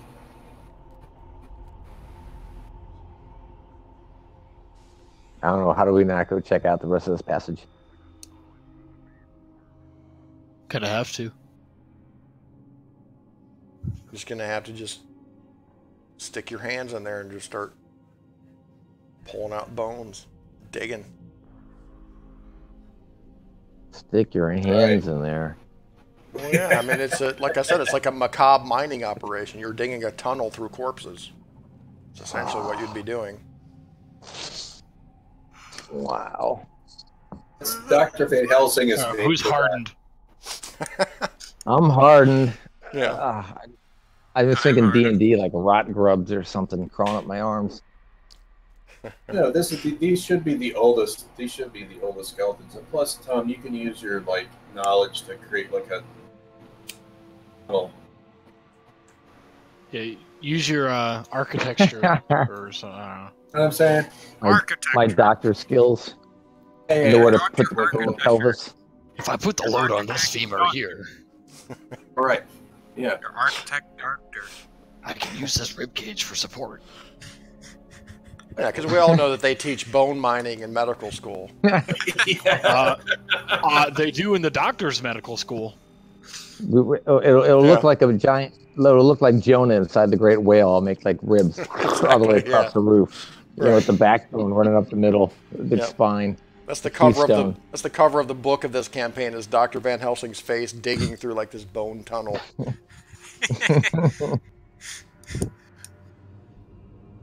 Oh man! Let's go see the nuns. Rector said he's always wanted. Let's go see the bones. Let's go into the bone zone. The bone zone. Is that the plan? We're gonna do some bone mining here. We're gonna dig the tunnel through the corpses. Yep, that's the plan. Sounds like a wonderful idea. Once someone has invoked the bone zone, there's no turning back. Yeah, I'd hate to do it. I'd almost be tempted to name this episode on YouTube "The Bone Zone," but that would be just too silly. The Bone Zone. Yes. Yes. Yeah. I am recording this, by the way. Awesome. Yes, make it into the Bone Zone. So I think it's about midnight for you guys. Do you want to start wrapping it up here? It's getting kind of late. Yeah. All right. So it'll be a good Part stopping 2 of the point. Bone Zone next week. Yeah, you guys can think more about next week. Yeah, thinking more about your choices here. I mean, you've got a choice of the Jaguar warriors leading outside. You can dig through do some bone mining through the bone tunnels. You've got the hell pit traps. Yeah, and the Sea of Snakes. Yeah. Snake zone. I mean, if worse comes zone. to worse, there's 2 Jaguar warriors, right? At least. Yeah. At least. But we saw 2. I mean, it's hard to tell. You know, you see some movement down there, and they're kind of far away. You know, you can kind of see the shadows, the silhouettes of them. But yeah, there's at least 2. It looks like probably an outside entrance to the pyramid somewhere on the pyramid. There's really no good options, and that's probably the worst option, unfortunately. Right. Mm-hmm. It wouldn't be Call of Cthulhu if it weren't the case. True. I prefer the snakes. Abe prefers the snakes. I mean, the snakes aren't the worst option. Van Helsing, I'll give you double. That treasure. I think I'm for just mining through the bone zone. I think I'll give you the 10 to 1 odds bone Abe will mining. I make it. think the bone zone's the way to go. But if that doesn't work, the snakes might be the best backup. 10 to 1 Abe makes it, man. Who's taking the bet? Oh, I think he'll make it, absolutely. Yeah. I think that's it. But still, let's make this episode the Bone Zone. Isaac's not so sure about that, man, because he's thinking about how big those rattlers are. It's a lot of puncture wounds. He got 4 on him pretty quick. Well, it sounds to me like, this is a good time to break. So, in the next episode, we explore the mysteries of the Bone Zone. The Bone Zone. And it could be no laughing matter, but it's funny now. Yes. Right? Yes. It's all awful. I mean, really, the options. Yeah, it is. I mean, chances are, of course, chances are you do all the work to dig through all the bones, and then you're attacked by Niagtha. That would be an appropriate end. Gygax would be proud of this particular adventure. Exactly. The corridor with all the traps and the No, I love it. Floor to ceiling. Good stuff. It is, really well done. And it's a classic thing, dude. This was written in 2003, back in our day, so it's sweet. It was written for old Call of Cthulhu, Nice. Old school. Hey, we are Cthulhu classics, so. True. Yeah. American stuff, and it's very pulpy too. It has been so far. All right, gentlemen. Till next time. All right, guys. That's awesome. Thank you. I look forward to the Bone Zone. Thanks, Sean. Thank you. Looking forward to the Bone Zone, guys. All right, so we'll pencil in next Friday. Hope everybody can make it. And Dan may or not be able to join us here and there. We'll see. But that's another whole mystery: is what happened to Dan. He died. He died. Yeah. He died. Yeah. That's definitely possible. He's probably in that pile of bodies, you know, you just never found him. All right, until next time. Have a good night, folks. All right. Good night, guys. Good night. Good night, everybody. Good session. Good night. Take care. Take it easy. Have a good Good week, night, everyone. Yep, you too. Oh, hey, Lee. As far as Torchbearer, let's just touch base on Discord. Okay. You know, Alex is off Tuesday nights and Saturday nights, or actually all day Saturday. I don't know what your work schedule's like, but pretty much. I have the weekend off. I do need to do some stuff on Saturday during the day, but I think Saturday evening I'd probably be free. Okay. Yeah, because with us, or at least with me and Angie, during the week it would maybe have to be Tuesday since Alex is playing during the week, and I think the only other option for us would be Saturdays or Sundays, maybe. Sunday evenings. Well, what time would you need to be playing on Tuesdays? I mean, usually I'm working 80% of the time. Once in a while, I'll pull a 12 to 8. Well, what is your weekend schedule like? Do you like work every other weekend or something like that? I usually only work one weekend during the month. Okay. Saturdays are usually good. I mean, but one weekend I have to work. Okay. Well, I don't know. I think Saturdays would be better for us too. I mean, just in general, rather because Tuesday is kind of during the work week and everything. Absolutely, yeah, for sure, man. Yeah. What about tomorrow? Yeah, I'm down. I'm totally down. I like I said, I have some shit I have to do during the day. I need to get out and bust some ass in the yard. Let's just play it by ear for tomorrow evening then. Like, we'll think like, after dinner time sometime. And yeah, what do you think? Like 8, 9 o'clock, something like that? Yeah. And if we can't, that's cool too. So, I mean, you never know, something that might come up for us. I don't know, but we can kind of pencil it in for tomorrow night. We'll just see what happens for sure. Yeah, and if the four of us can get together, we'll play for a couple hours. Yeah, that would be great.